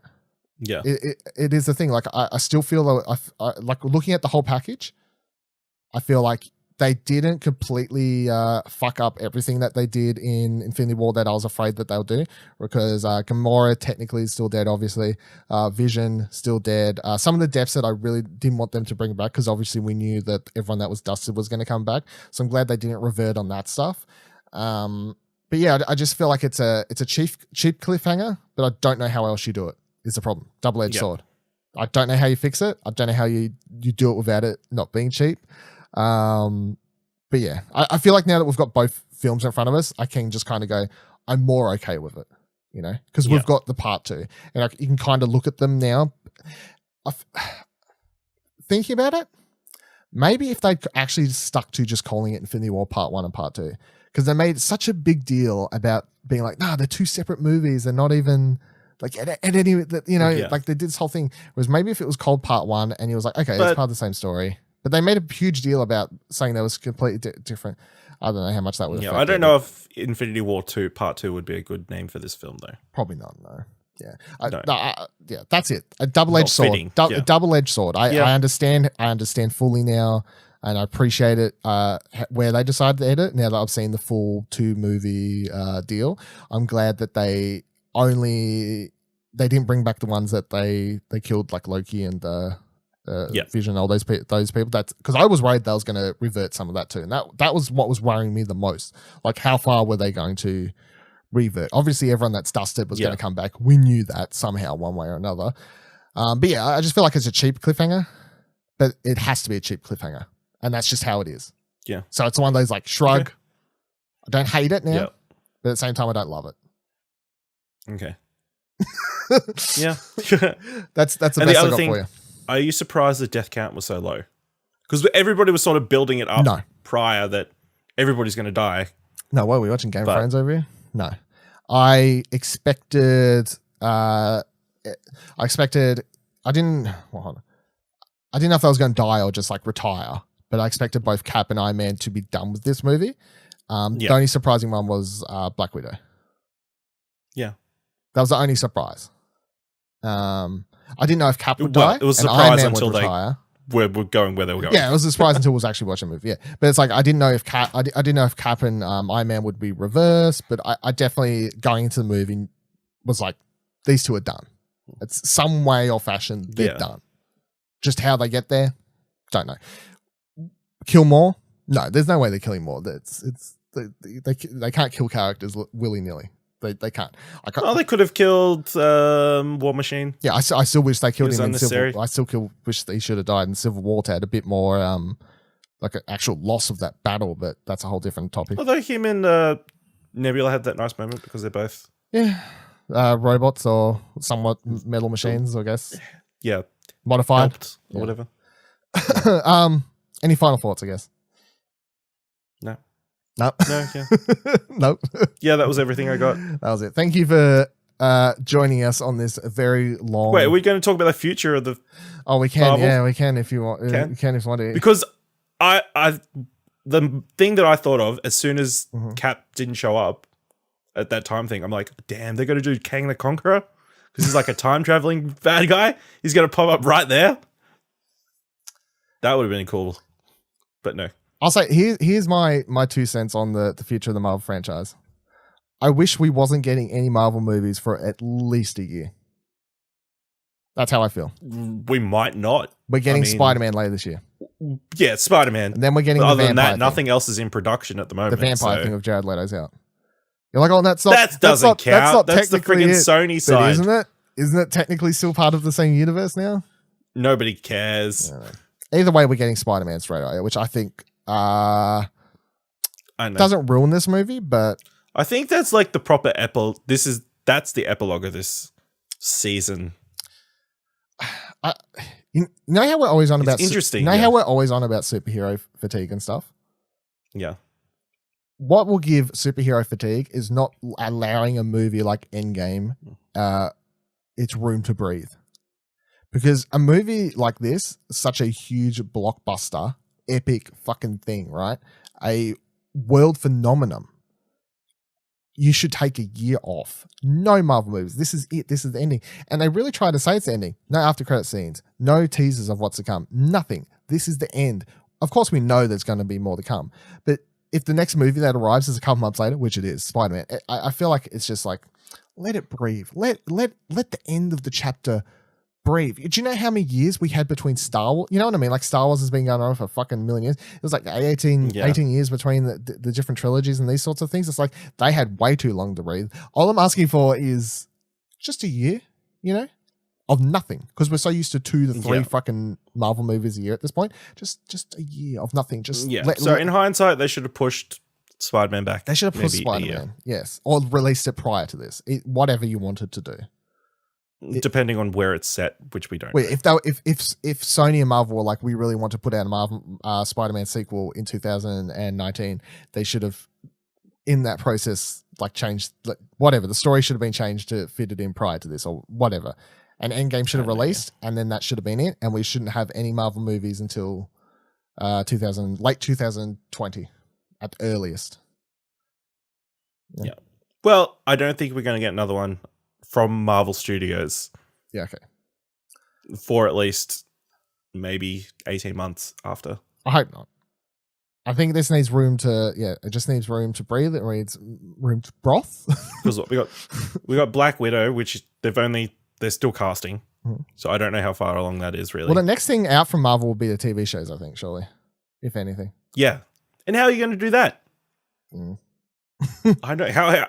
How is the WandaVision show meant to happen without the Vision? Prequel.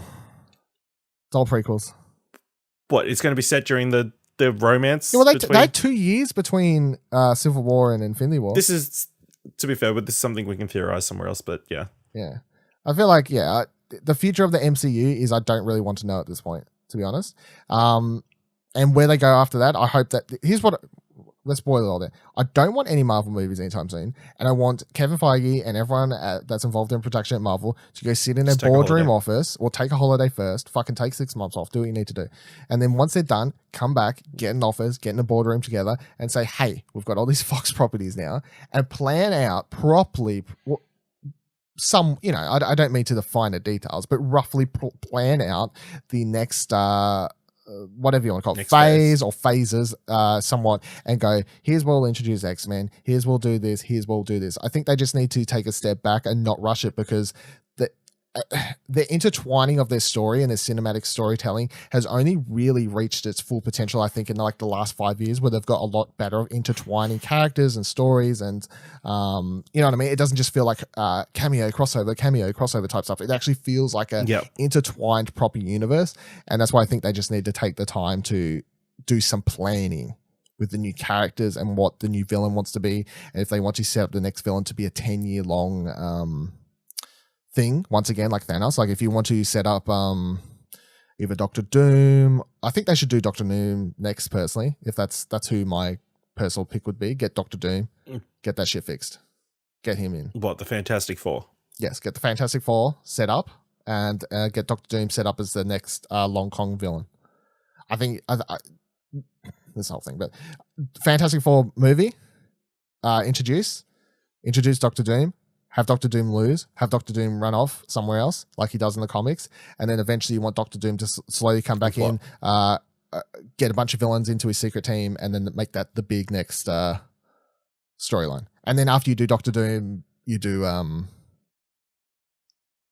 the Planet Eater. Galactus. Thank you. Sorry, Galactus. Yes. I think everyone wants Galactus next. I think Galactus is proper Galactus. Yeah, proper Galactus. I think do someone like Doctor Doom. Just someone a bit smaller, you know?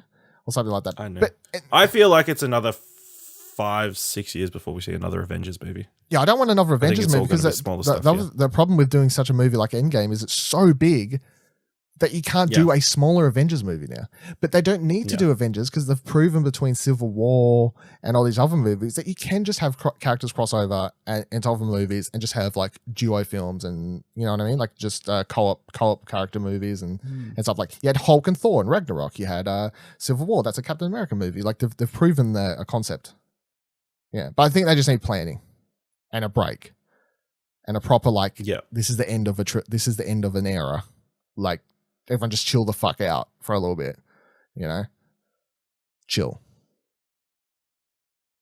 Thank you for joining us on this review discussion and whatever the fuck this was. Our longest probably ever, I would probably say. Is this longer than the film? It is now, I think, yeah.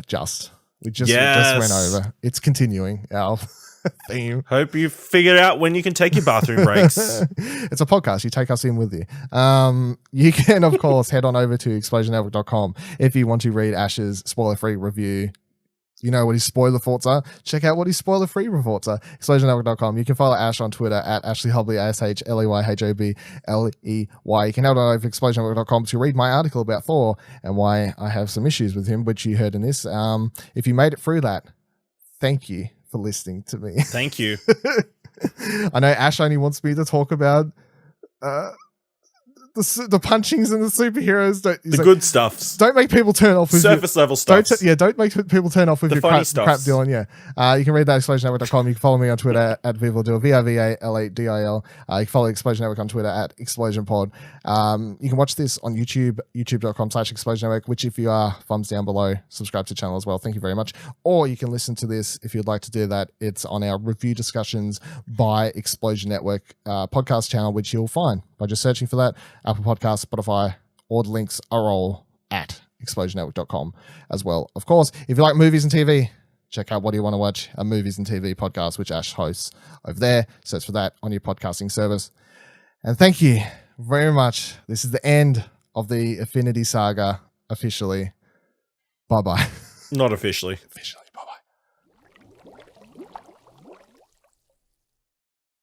Catch up on the latest TV, online media and movie news from the biggest comic book films and YouTube crazes to our local cinema scene, and then hear what we've been watching before asking the age-old question, what do you want to watch? Available on all podcast services every second Friday. Just search your podcast app for What Do You Want to Watch and subscribe for free now.